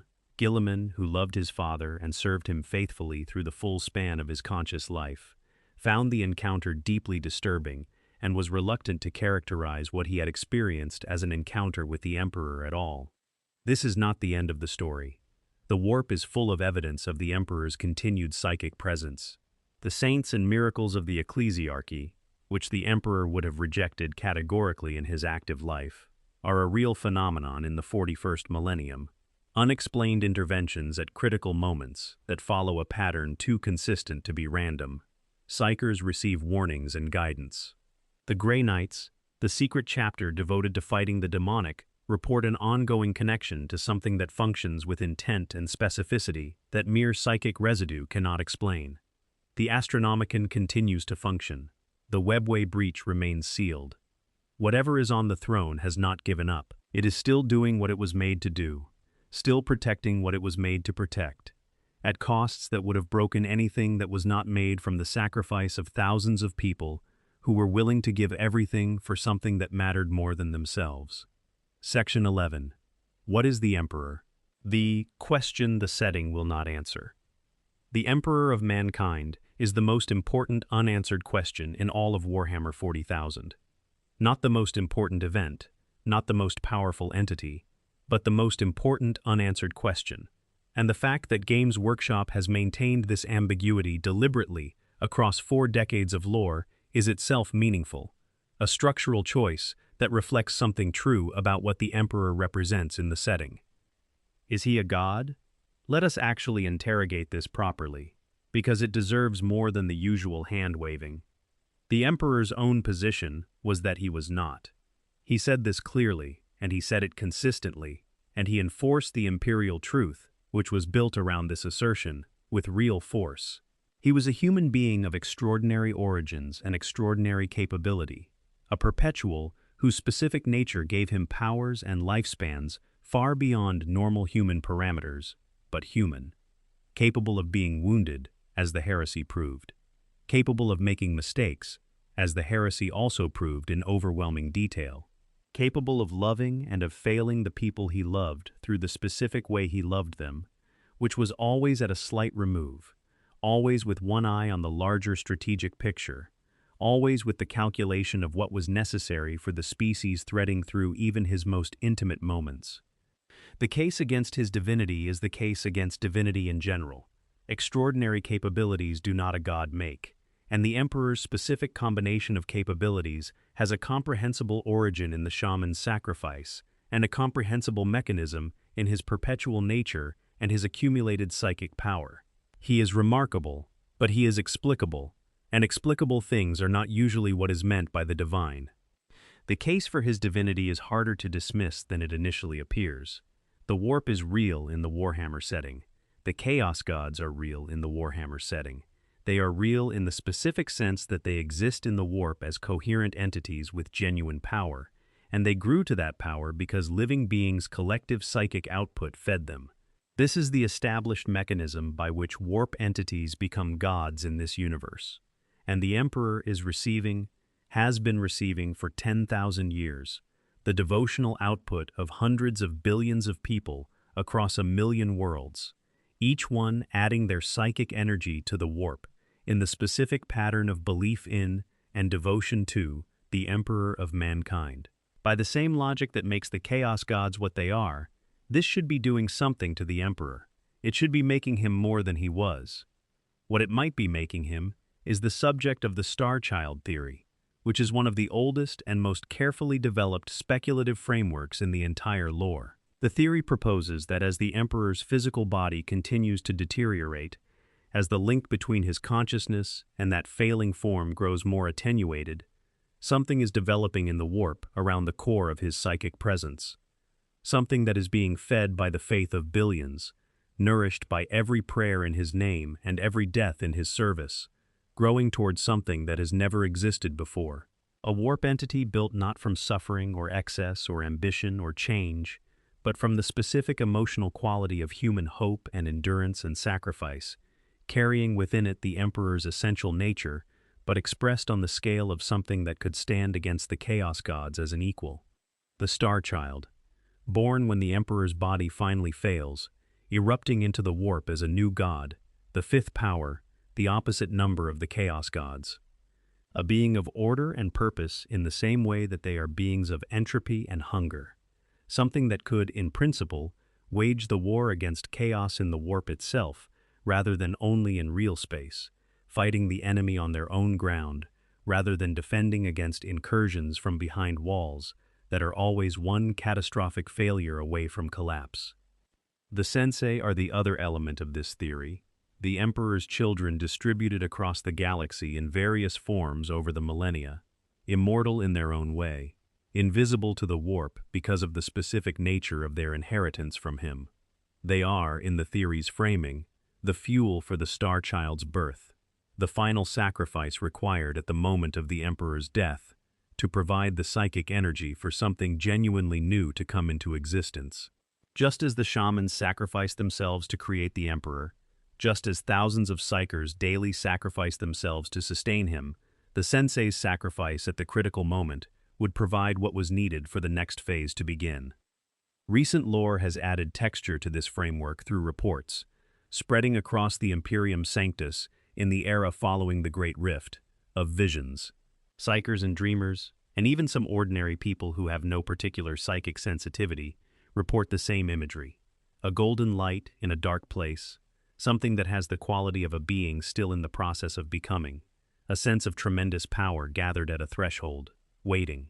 Chaos forces in the current era are actively hunting for something, pursuing objectives in and around the Sol system and Terra specifically that do not obviously correlate with their conventional strategic priorities. Whatever they are looking for, they appear to want to find it before something else finds it first. There is a darker reading of the Emperor's story that sits alongside the theological question and deserves its own moment of honest examination. This is the reading that emerges from looking at his decisions in the aggregate, at what his methods produced and whom they cost, at the long catalogue of people who were close to him and eventually turned away or were used and discarded. The perpetual Urda, who helped make the Primarchs, and who eventually scattered them to prevent them from being used in the specific way she feared the Emperor intended, described him in terms that are more uncomfortable than either pure condemnation or pure admiration. She saw in him a being whose love for humanity as an abstraction had gradually become disconnected from love for specific humans, whose long perspective had reached the point where individual lives were, not consciously but structurally, less real to him than the arcs of civilizations and species. This is not cruelty. It is something arguably worse, the detachment that comes from having cared so much for so long that the mechanism of caring has worn smooth against the specific texture of individual people and can only still engage with the very large. Whether this reading is accurate depends on which aspects of the available evidence you weight most heavily. There are moments in the Horus Heresy novels where the Emperor is genuinely present in his relationships, genuinely moved by the people around him, genuinely grief-stricken by losses in ways that go beyond tactical inconvenience. His response to Malcador's death is one of the most affecting moments in the entire cycle. His interactions with Sanguinius in the period before the siege carried a quality of farewell that suggested he understood what was coming, and felt it, really felt it, as a loss he was incapable of preventing. These moments suggest a consciousness that had not entirely evacuated itself from the intimate.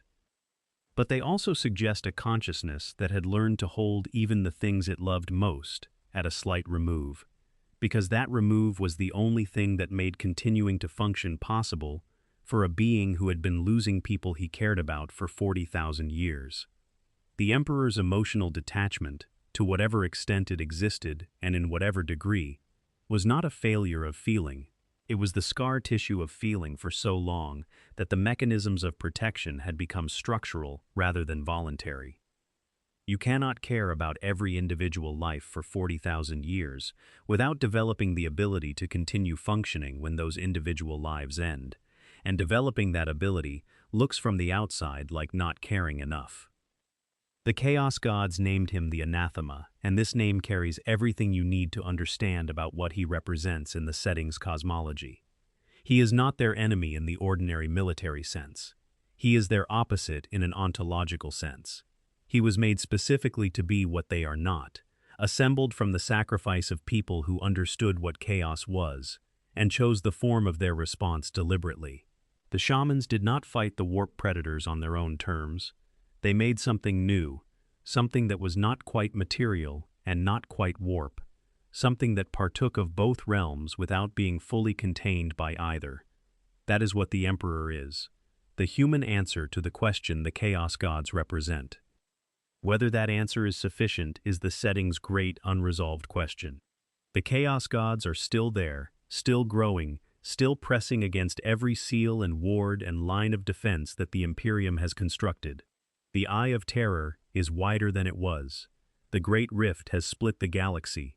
The Thousand Suns march on Prospero again. Abaddon leads his Black Crusades. The nightmarish galaxy of the 41st Millennium is not winning, is barely maintaining the frantic, expensive holding action that is the only realistic description of the Imperium's strategic position. And yet, the Astronomicon burns. The seal on the webway breach holds. The Grey Knights maintain their vigil.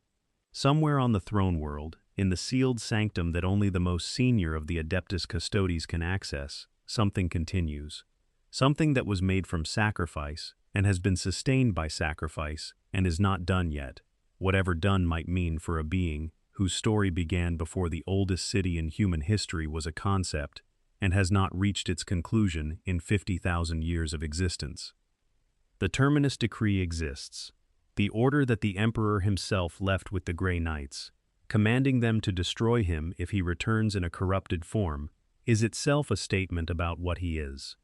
It is the act of a being who understands their own value, not as absolute but as contingent on what they are, rather than merely that they are. He told the Grey Knights that even he was not above the possibility of failure, that even the thing humanity depended on most could become a danger rather than a protection, and that if that happened, the correct response was not loyalty to a name, but service to the purpose the name was supposed to represent. This is not the decree of a god who demands unconditional worship. It is the decree of a being who, in the last moments of his capacity for explicit communication, was still trying to protect humanity from himself, as well as from everything else. He was born from sacrifice. He was sustained by sacrifice. He chose sacrifice when the alternatives were available to him.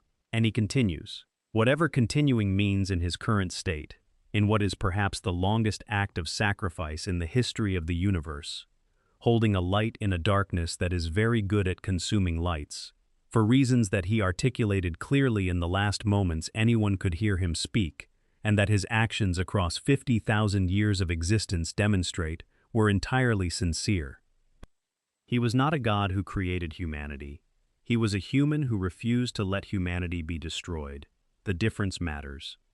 He was born from thousands of sacrificed souls in a Neolithic village in Anatolia, 10,000 years before the Common Era, and he carried the weight of everything they had been, and everything they had hoped for, through every year of the 40,000 that followed. He watched civilizations rise and fall. He built an empire intended to save a species from the darkness that had been building since before recorded history. He made soldiers and spent them. He made sons and failed to give them everything they needed. He lost the one he loved most to a trap set with patience and precision by enemies who had been studying his weaknesses since before the Imperium existed.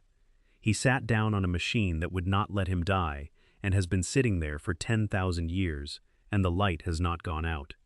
That is the Emperor's story.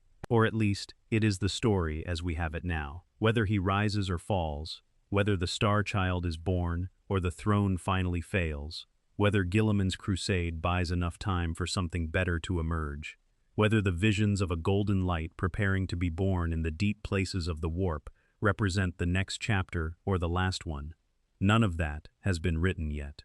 The grimdark setting has spent 40 years maintaining the specific quality of tension that comes from a story that is clearly heading somewhere decisive but has not arrived, and the Emperor's fate is the most decisive thing it is heading toward. Whatever that arrival looks like, this story, the full 50,000-year sweep of a being made from sacrifice and animated by purpose and sustained by the faith of billions who never knew what they were actually worshipping, is extraordinary. It is the story of what it costs to care about something on the scale of a species.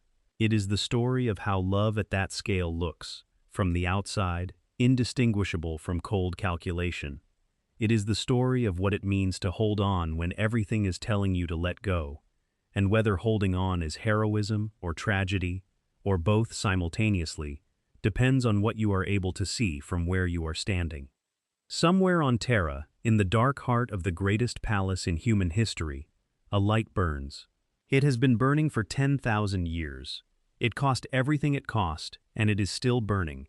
And the people who walk in that light, who fight and die in that light, who call the name of the being who made it their prayer and their battle cry, and the last thing they say before the darkness takes them, they are right about at least one thing. The Emperor protects. Whatever else he is, whatever else is true or false or uncertain about the being on the throne, that much he has always done. He has protected humanity at the cost of himself, and he is still doing it, and that is worth remembering. If you made it this far, genuinely, thank you. This is the kind of video that takes everything I have to put together, and it only reaches the people who need to see it if you help it along. Please subscribe if you have not already. Leave a comment telling me where in the world you are watching from, and which part of the Emperor's story got to you the most. Every comment and every subscription helps this channel continue doing exactly this: the deep dives, the full stories, the lore that deserves more than a surface pass. More is coming. There are 100 stories in this galaxy that deserve this kind of attention. We are going to get to them. The Emperor protects. The end of script. Extended lore. The Primarchs, one by one. The children the Emperor made. To fully appreciate the Emperor's story and the depth of what the Great Crusade meant and why the Horus Heresy was such a complete catastrophe, you need to spend more time with the Primarchs as individuals, because they are not simply abstract military assets. They are people, remarkable, extraordinary, superhuman people, but people, with inner lives and relationships and wounds and dreams, and understanding who they were illuminates everything about what happened to them and to their father. Horus Lupercal, the War Master. The first found, the favorite, the one who contained multitudes in ways that made him both the Emperor's most effective instrument and the most devastating vehicle for his eventual undoing. Horus was discovered on Chthoniya, a world that orbited so close to the Sol system that later accounts would suggest it was no accident that this particular Primarch landed on the world nearest to Terra. He had grown up in conditions of genuine brutality, the gang culture of a mining world where survival required precisely the combination of charisma, tactical intelligence, and personal toughness that made him who he was. He was warm. This is what most people miss about Horus when they focus on the heresy's aftermath. The fact that the warmth that made him beloved was real. He genuinely liked people. He genuinely formed bonds that meant something to him. He was, before the corruption, one of the most complete human beings in the most meaningful sense of that term. Someone whose extraordinary capabilities existed alongside, rather than instead of, ordinary human connection. What the Chaos Gods gave him was a story that activated all of his deepest fears. The fear that his father did not trust him. The fear that his service had been instrumental rather than chosen. The fear that the future he had been fighting for was going to consume the people who built it once they had served their purpose. These fears were not irrational. There was real evidence that could be read to support them. The Emperor did not trust Horus with the Webway project's full truth. The Primarchs were being subordinated to civil bureaucrats on the Council of Terra. The Thunder Warriors had been used and destroyed.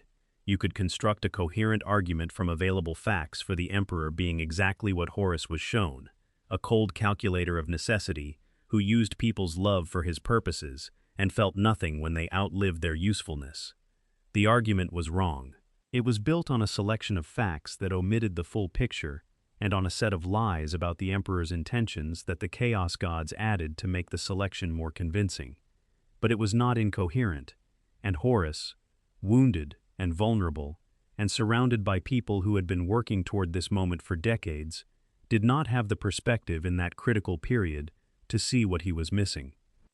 Sanguinius, the Blood Angels, stood at the opposite end of the spectrum. Where Horus was the Primarch who had everything and lost it, Sanguinius was the Primarch who had already accepted loss as the fundamental condition of his existence and had built from that acceptance something genuinely beautiful. He had known about his death, had carried the weight of it in psychic visions since his adolescence on Baal, and instead of that foreknowledge destroying him, it had made him more present, more fully committed to every moment he actually had. He was, among all 20 Primarchs, the one who most clearly embodied what humanity could be in its best expression. Not the tactical excellence of Horus or the organizational genius of Guilliman, but something more fundamental. A way of engaging with the world that held nothing back and regretted nothing, that chose fully and loved fully and faced its ending without the kind of rage or despair that the knowledge of that ending might have produced in a less complete person. Guilliman of Macragge represents the third great archetype among the Primarchs, the builder. Where Horus was the warrior diplomat and Sanguinius was the warrior saint, Guilliman was the warrior administrator, the Primarch whose greatest achievements were not on the battlefield but on the drawing board. The Codex Astartes, which would define Rao, how Space Marine chapters were organized for 10,000 years after the heresy. The administrative structure of the realm of Ultramar.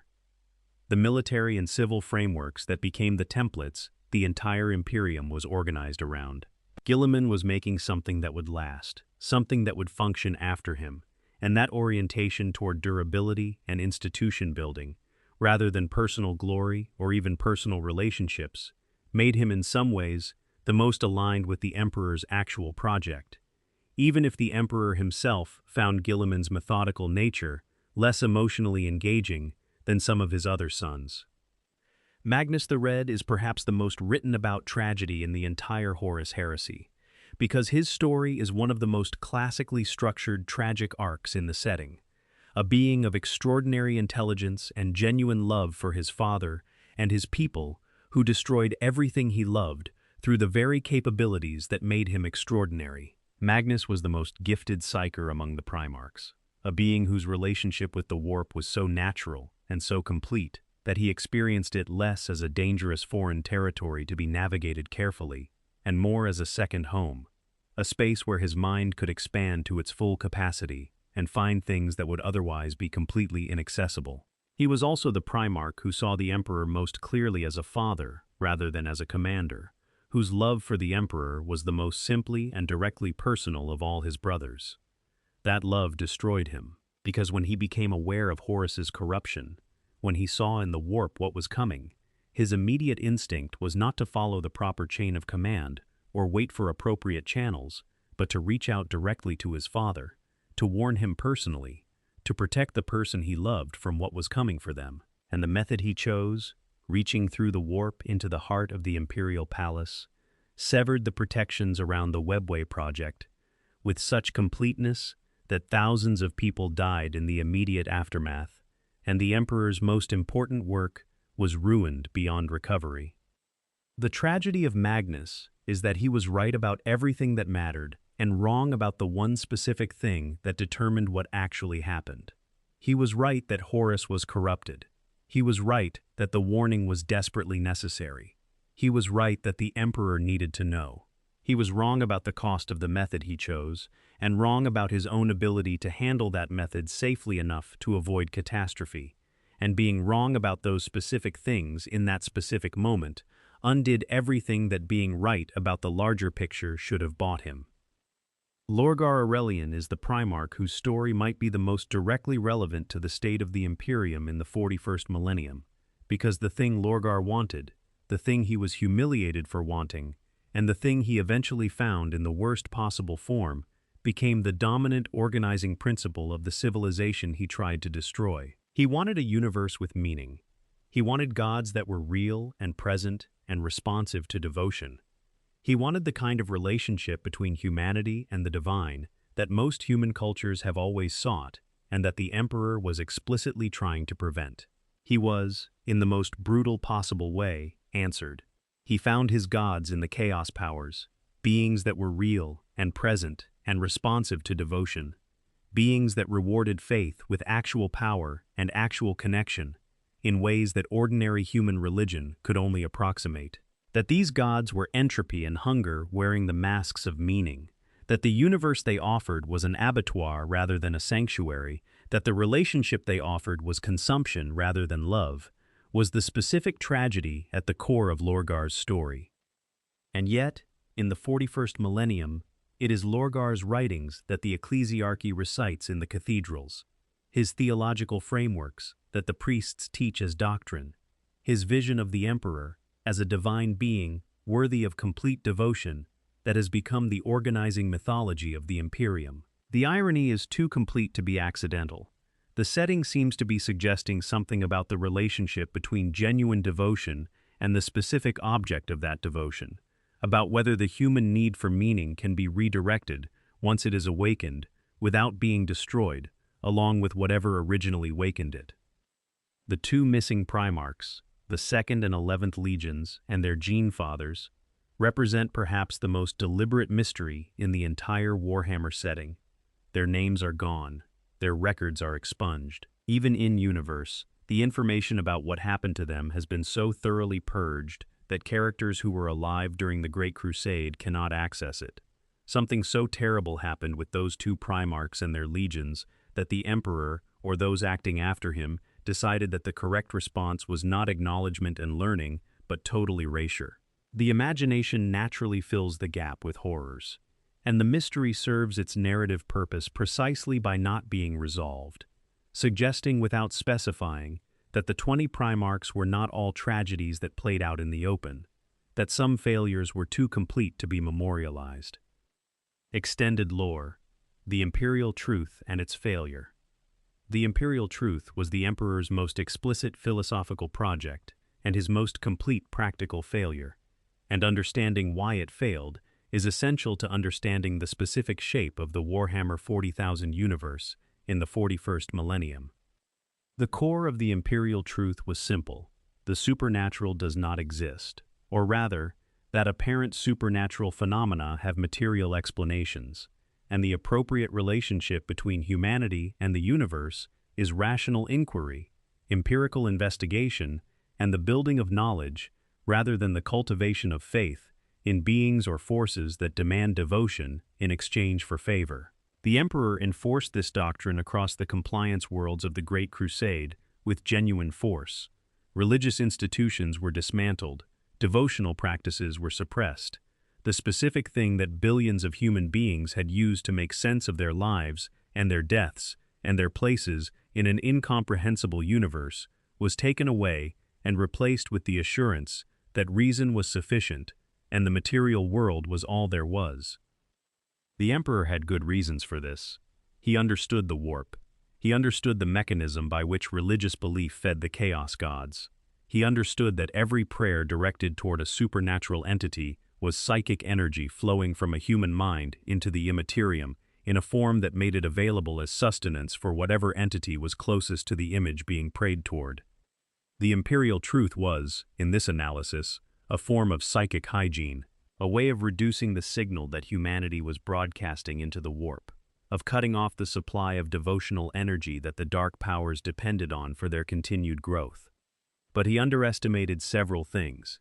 He underestimated how deeply the need for meaning was woven into human psychology, how structural and biological, rather than merely cultural, the impulse toward the divine was in most human beings. He underestimated how quickly a prohibition without a replacement would create the conditions for something worse, because a human being deprived of one framework for meaning does not remain without a framework. They find another one, or make one, and the frameworks that emerge under prohibition are rarely better than what they replaced. And he underestimated the specific vulnerability that his prohibition created.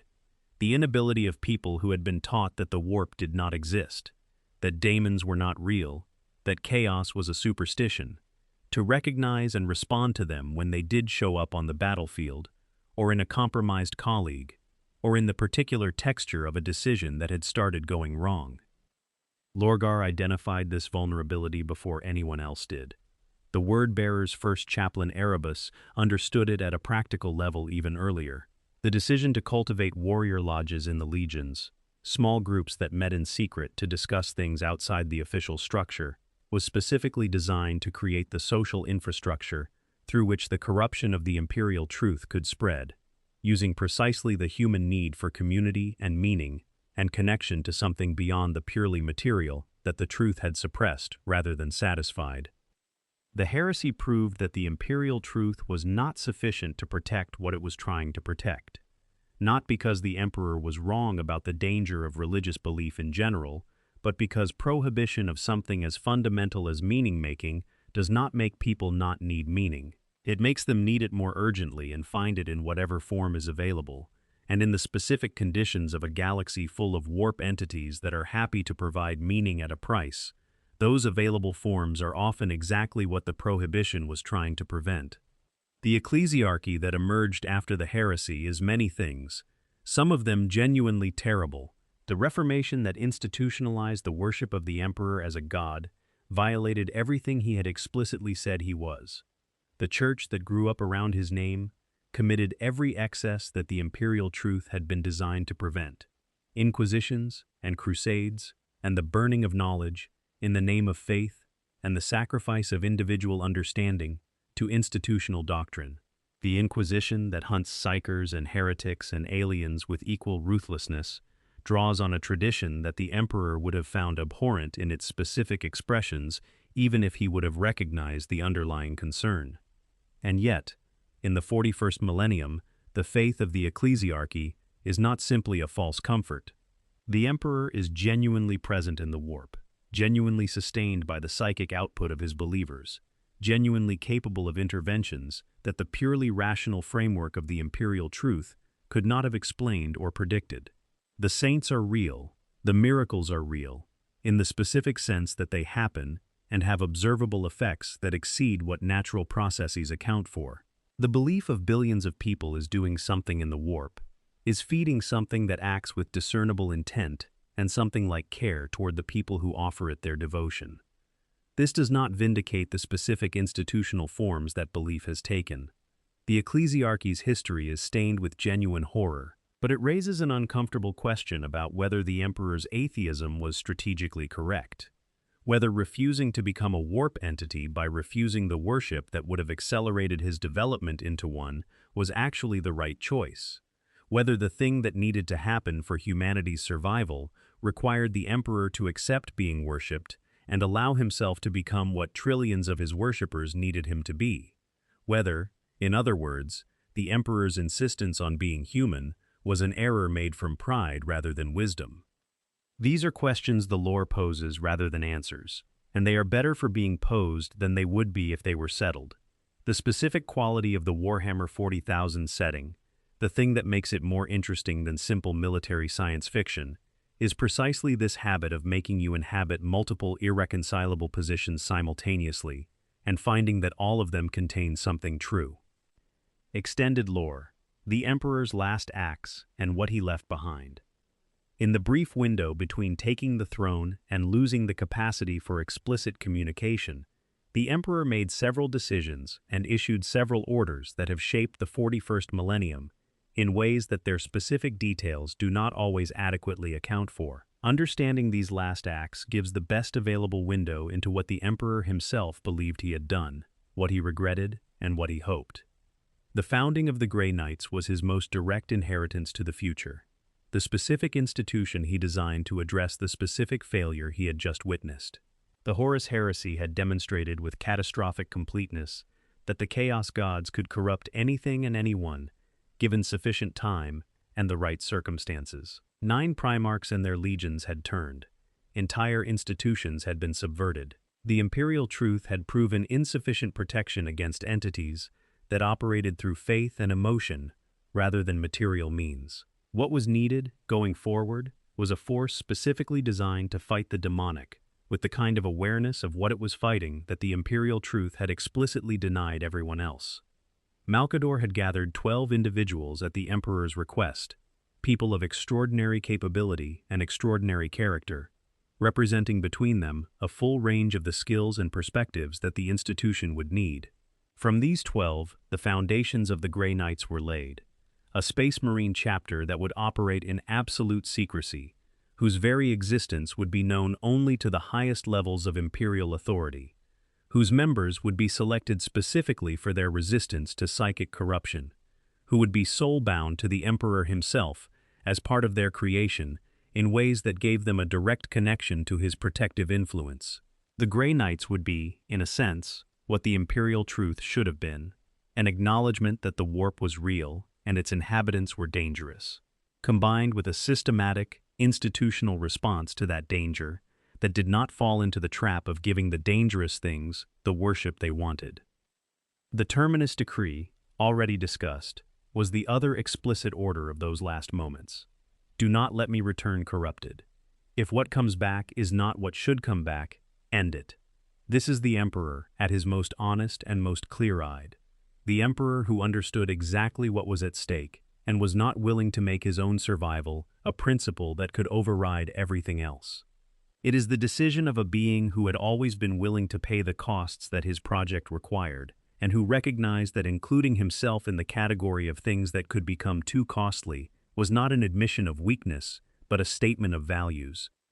What else he may have arranged, what longer-term plans he left in place or in motion that the lore has not yet fully revealed, is genuinely unknown and genuinely one of the most interesting open questions in the setting. The Emperor was a being of 40,000 years of accumulated strategic thinking, and he was not stupid, and he was not without resources, even in those final moments. The idea that he simply accepted the throne as a permanent condition without any contingency planning seems inconsistent with everything else he had ever done. He built contingencies into everything. He was not the kind of person who accepted an outcome without thinking through what came after it. The Star Child theory is, in this reading, not an accident of the warp, but a plan.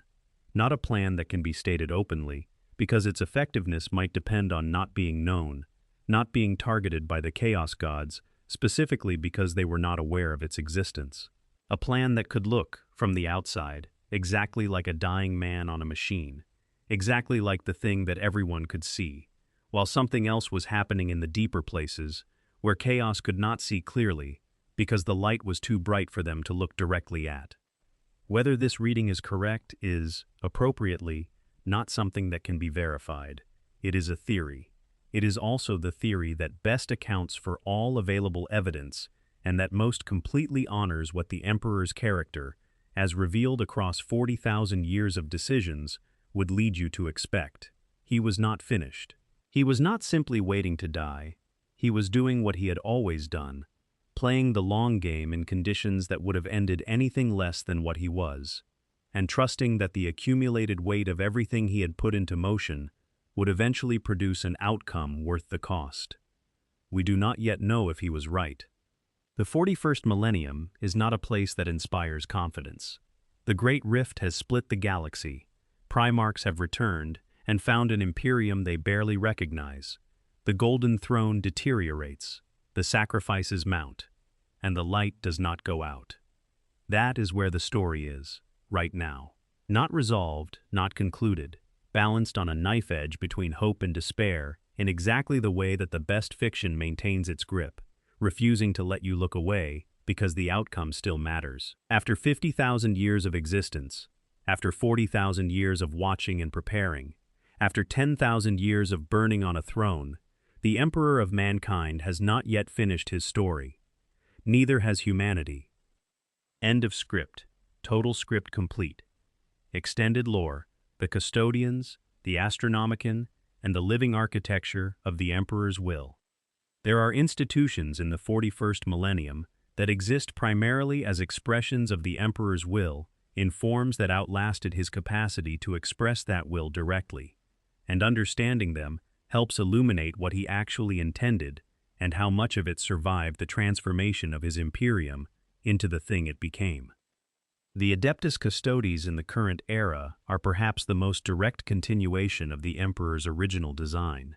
Each custodian is still individually crafted, using techniques that have been maintained with extraordinary care precisely because they cannot be easily replaced or reverse-engineered. They are different from Space Marines in ways that matter philosophically as well as practically. Space Marines are made in hundreds, thousands, tens of thousands, using production line processes that can be ramped up or reduced as strategic requirements change. They are extraordinary individuals, but they are also assets in a military bureaucracy, subject to chapter traditions and command structures and the accumulated institutional culture of organizations that have existed for 10,000 years. Custodians are singular. Each one is a direct expression of something the Emperor himself contributed to their creation, and their loyalty is not to an institution or a chapter or a tradition, but to the Emperor and the Imperium as direct objects, without the intermediary layers that sometimes allow institutional loyalty to drift from its original purpose. They guard the throne. They maintain the patrols of the imperial palace. They are the last and most capable defense against anything that reaches the sanctum where the Emperor sits. And they have spent 10,000 years in a vigil that has required them to develop their own relationship to what the Emperor has become, their own framework for understanding what they are guarding and why, and what it means to serve a master who cannot speak, cannot acknowledge their service, cannot offer the kind of recognition that ordinary loyalty structures depend on. The custodians have remained faithful. This is not nothing. It would have been entirely possible for an institution that received no direct communication from its principal for 10,000 years to drift, to develop its own institutional interests that eventually superseded their original purpose, to find reasons to reinterpret their mission in ways that made their own positions more comfortable or more powerful. They did not do this. They maintained their vigil with a fidelity that speaks to the quality of what the Emperor put into them and to the quality of the specific individuals who have been custodians across the millennia. The 10,000, as they are sometimes called, are one of the genuine expressions of the Emperor's continued intention operating through the structures he built rather than through any direct action of his own. The Astronomicon is the other great living expression of his ongoing function. To truly appreciate what the Astronomicon means, you need to understand what warp travel without it would look like. The warp is not a medium that human ships navigate the way you navigate a sea or a river. It is a dimension of psychic energy where the physical laws that apply in real space are suggestions rather than rules, where the topology is shaped by the emotional content of the consciousness entering it, where beings of immense power and no sympathy for human welfare lurk in the currents looking for things to consume. Navigating it requires a fixed reference point, a known signal that a navigator can orient to, that tells them roughly where they are in relation to the material galaxy, and gives their route planning something to aim at rather than nothing. The Astronomicon is that reference point, a psychic signal of extraordinary power emanating from Terra, perceived by navigators throughout the Imperium, providing the one consistent orientation point in an otherwise disorienting medium. Without it, large-scale coordinated travel through the warp becomes vastly more dangerous and considerably slower and intermittently impossible in regions far from Terra where the signal is too attenuated to reliably perceive. The Great Rift's creation has already demonstrated what partial loss of the Astronomicon means for the Imperium Nihilus on the far side of the rift. where worlds are cut off from reliable navigation and effectively isolated in conditions that echo old night. The full failure of the Astronomicon would reduce the entire Imperium to that condition, would shatter interstellar civilization as completely as the Age of Strife did, in some ways more completely, because the Age of Strife at least affected each world gradually as its connections failed one by one rather than all at once. This is what the Emperor sustains with every moment of his ongoing existence, not just his own survival, not just the prevention of the demonic incursion that his absence from the throne would cause, but the basic navigational infrastructure of the largest human civilization that has ever existed. Remove him, and you do not just lose the Emperor. You lose the ability of 1,000,000 worlds to communicate with or travel to each other. You lose the supply chains that maintain the Adeptus Astartes with gene seed and equipment. You lose the military coordination that allows Imperial forces to respond to threats before they have already consumed entire sectors. You lose the Imperium as a functioning entity almost immediately, and the galaxy becomes a place where every human world is on its own against everything the void contains. This is the specific quality of the Emperor's sacrifice that makes it genuinely extraordinary rather than simply painful. He is not suffering alone on a chair for the sake of his own survival. He is suffering alone on a chair because the specific kind of existence he still has, trapped in this halfway state, is the only thing preventing the extinction of the civilization he spent 50,000 years building toward. Every day he endures is a day that the Imperium continues to function. Every year of his horrible continued existence is a year that ships can find their way between stars, and human worlds can maintain the connections that keep them from collapsing back into the isolation and barbarism of old night. He was always willing to pay costs. He paid them when they fell on others, and he paid them when they fell on himself. And the Golden Throne is the complete expression of both. He paid the cost that was required. He is still paying it. And the thing he is sustaining with that payment is not a perfect thing, is not the thing he wanted or intended or built, is in many ways a nightmare version of the civilization he dreamed of, authoritarian and brutal and superstitious, and sustained by sacrifice on a scale that would have horrified the man who wrote the imperial truth. But it is still human. It is still reaching. It is still, in its broken and sometimes terrible way, the thing that the shamans made him to protect. There is a prayer in the Imperium, the oldest and simplest and most widely spoken across the 1,000,000 worlds, the prayer that soldiers say before battle, and civilians say in the dark, and dying people say in their final moments. It is 2 words. The Emperor protects. It is not a statement of theology. It is not an invocation of a specific miracle or a request for a specific intervention. It is an assertion, made in the face of everything the galaxy contains, that the darkness is not the end of the story, that something is holding the line, that the light in the warp that guides ships home in the void between stars is also a light that can guide individual human beings through whatever they are facing. Whether that is true in a literal sense, whether the Emperor actually perceives each of those prayers and actually acts in response to them, is exactly the kind of question that the Warhammer 40,000 setting refuses to settle.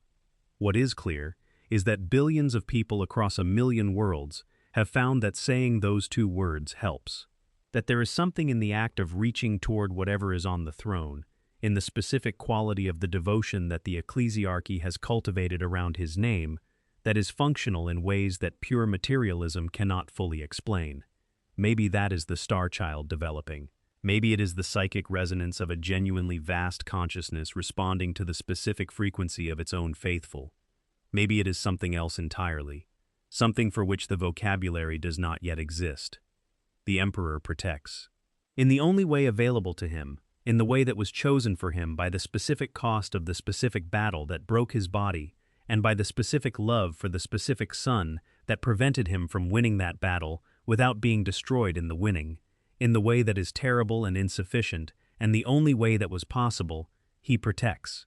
He has been protecting, in this broken, insufficient way, for 10,000 years.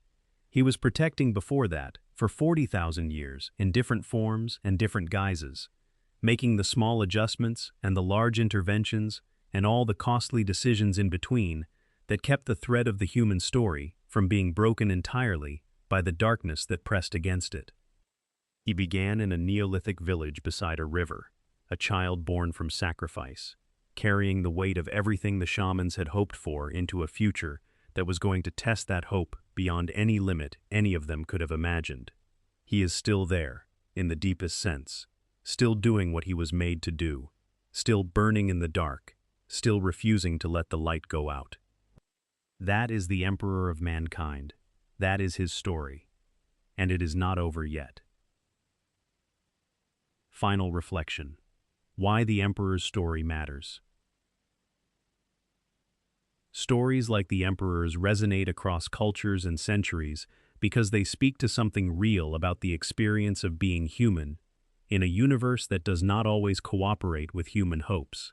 The Emperor is, at his core, a story about the relationship between purpose and sacrifice, about what it costs to care about something on a scale that exceeds any individual life, about the specific tragedy of being capable enough to prevent some catastrophes and not capable enough to prevent the ones that matter most. He was made from the most extraordinary act of collective self-sacrifice in the history of fiction. Thousands of people who had lived multiple lifetimes each, who had accumulated knowledge and wisdom and experience that was genuinely irreplaceable, chose to end themselves so that something else could be created from what they were. They did this knowing that the thing they were creating would not be them, it would be new. It would carry their inheritance, but it would be its own being, with its own choices and its own failures, and its own relationship to the purpose they had encoded in its creation. They could not control what it became. They could only make it and let it go. And what it became over 50,000 years of existence was something that did and did not honor the gift they gave it. The Emperor protected humanity. This is the central verifiable fact. For 50,000 years, longer than most civilizations last, he kept the thread of the human story intact, prevented the specific catastrophes that would have ended it entirely, maintained the vigil that needed to be maintained. He did this at tremendous cost to others and to himself, in ways that were sometimes brilliant and sometimes deeply flawed, through decisions that history has not and probably should not fully vindicate. But the humans of the 41st millennium exist, and that existence is not inevitable, and his contribution to its non-inevitability is as vast and as complicated and as real as anything in the history of imagined worlds. He was also, genuinely, the father who failed his children, not because he did not love them, because loving them in the way they needed was in conflict with loving humanity in the way humanity needed, and he chose humanity. This choice was arguably the correct one. It produced the outcome that has kept the species going.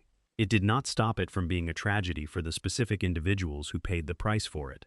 The Primarchs deserved better than they got. They deserved a father who could be present for them in ways that the Emperor's specific combination of purpose and emotional limitation prevented. They got what they got, and 9 of them made choices in response to that lack that destroyed half the Imperium and broke the man who had not given them enough.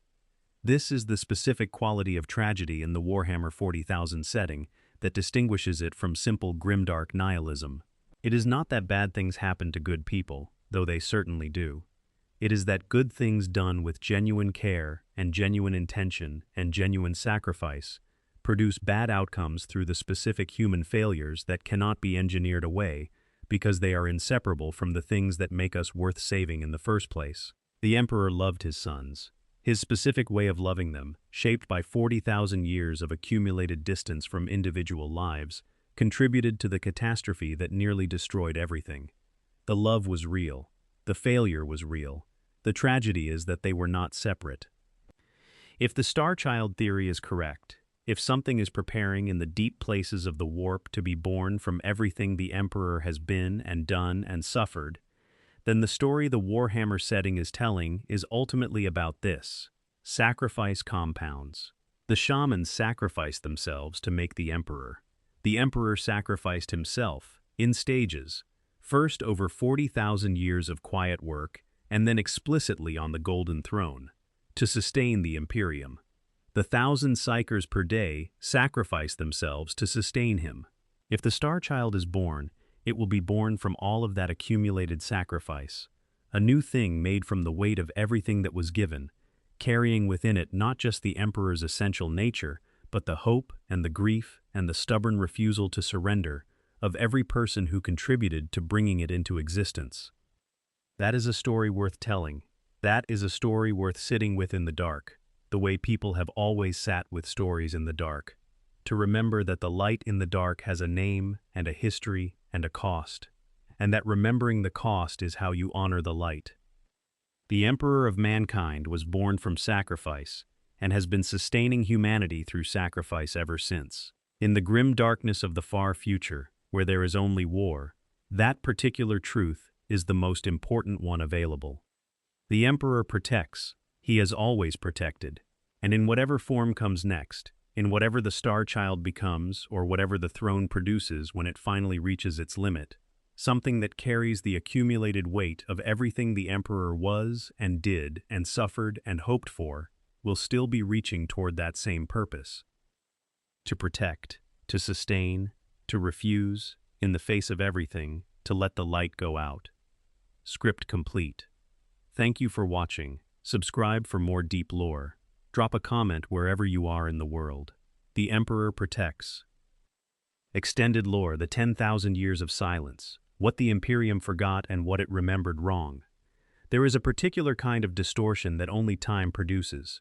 The way things that were said clearly become unclear. Things that were done with specific intention become reinterpreted in the context of the world that came after. Things that were warnings become doctrines, and things that were contingencies become certainties. 10,000 years is an incomprehensible span of time for individual human memory, even for institutions, even for the most carefully maintained records. The Horus Heresy happened 10,000 years before the 41st millennium. The people who were there are mostly dead. The records that survived were often the records that powerful institutions wanted to survive, curated by hands, with interests in particular interpretations and particular conclusions. What the Imperium of the 41st millennium believes about its own history is not simply incomplete. It is, in many specific ways, precisely as wrong as the institutions that shaped its memory needed it to be. The Emperor is the clearest example of this. The man who wrote the imperial truth, who explicitly and repeatedly told the people around him that he was not a god and did not want to be worshipped, who made the specific strategic calculation that religious faith fed the chaos gods and therefore needed to be suppressed rather than cultivated, is worshipped across 1,000,000 worlds as the supreme deity of humanity, the God Emperor of mankind, the divine protector whose nature is divine in the most literal theological sense. Every single major institution of the Imperium, from the ecclesiarchy that maintains his church, to the administratum that administers his realm, to the Inquisition that hunts his enemies, operates from the premise that the Emperor is a god. This premise is the opposite of what the Emperor himself stated while he was capable of stating anything. Whether this irony is tragic or appropriate or both depends, as so much about the Emperor's story does, on what you weight. If you weight his explicit intentions, the imperial cult is a betrayal of everything he stood for, a refusal to hear the most clearly stated part of his vision in favor of the most emotionally convenient interpretation. If you weight outcomes, the imperial cult may be the thing that keeps the Imperium cohesive, the shared identity around which 1,000,000 worlds that have almost nothing else in common can organize their understanding of themselves and their place in a hostile universe. If you weight what is actually happening in the warp, the imperial cult may be correct in a sense the Emperor himself did not intend and could not have fully predicted, because the faith of billions is doing something real in the warp whether or not the Emperor asked for it. What was remembered, and what was lost in those 10,000 years, defines the shape of the setting as it exists in the 41st millennium. The Webway project was lost so completely that most people within the Imperium do not know it existed. The full scope of the Emperor's long history before the Unification Wars is either classified at levels that almost no one can access, or simply gone, burned in the fires of the heresy, or deliberately expunged because the institutions that came after had interests in particular versions of the past. The detail of what the Thunder Warriors were and what was done to them is not widely known. The full truth of why Magnus was declared excommunicate traitoris is buried under institutional narratives that serve the needs of those who came after, rather than the historical reality. The Space Marines who fight in the Emperor's name in the 41st millennium are largely separated from their parent legions by the Codex Astartes, each chapter with its own traditions and identity and relationship to its primogenitor. The Ultramarines are the most direct inheritors of Guilliman's administrative vision, but they are not the Ultramarines legion that fought at Calth. The Blood Angels carry Sanguinius's genetic legacy in their blood, and with it the red thirst and the black rage that are his unresolved gift to them, the psychic wound of his death that his sons inherit in each generation, reliving his final moments in their madness. These are not simply military traditions. They are living inheritances from beings who were themselves constructed as expressions of the Emperor's intentions, and the ways those inheritances have developed over 10,000 years tell their own stories about what was preserved and what transformed. In a setting where 10,000 years of institutional memory and institutional forgetting have produced the world as it exists, the most important question is not what happened, but what was done with what happened. How the choices made by the people who survived and the institutions they built have shaped what is available to understand.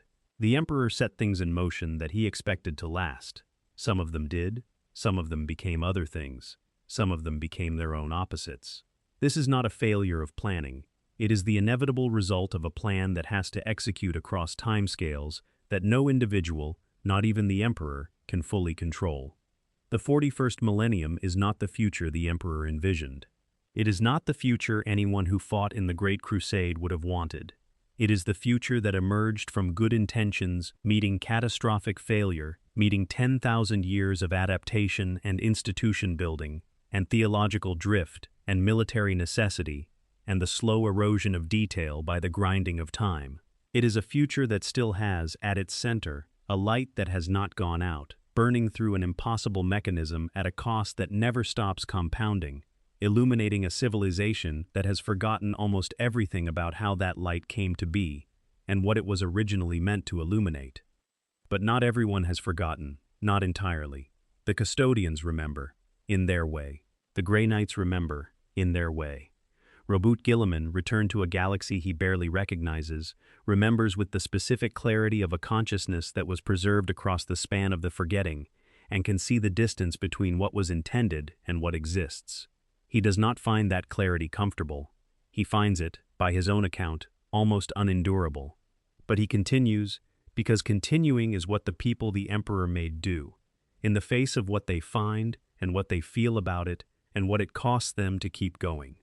That too is the Emperor's story. Not just the story of the being on the throne, but the story of everything that continues in his name and in spite of the distance between that name and its institutional expressions. The Imperium is broken and brutal and often terrible. It is also still there. It is also still fighting. It is also, in its broken way, still holding the line that the Emperor positioned himself on 50,000 years ago when he was a child in Anatolia who had already decided what he was going to spend his existence doing. He wanted to give humanity the stars, free of darkness, free of fear, illuminated by knowledge and connected by purpose. He did not fully succeed. What he gave humanity instead was survival, which is a lesser gift and an immeasurably costly one, but it is the gift that was available to give in the specific universe that existed, and not the universe he might have preferred. Survival. 10,000 years of it, bought at every price that could be paid, maintained by sacrifice on a scale that can only be fully understood by stepping back far enough that the individual costs blur into the aggregate and you can see the shape of the whole. A shape that looks, from a sufficient distance, like a being who was made for a purpose fulfilling that purpose across a span of time that makes all of human recorded history look brief, at a cost that includes everything he was and had and loved. He was not a god who created humanity. He was a human who refused to let humanity be destroyed, again and again and again, for 50,000 years, until the refusal itself became something close to divine, not because divinity was his nature, but because 50,000 years of that specific quality of refusal is what divinity looks like from the inside when it grows from the human, rather than being imposed on it. The Emperor of mankind, born from sacrifice, sustained by sacrifice, still burning, still there, still, in the only way available to him, protecting. This is his story.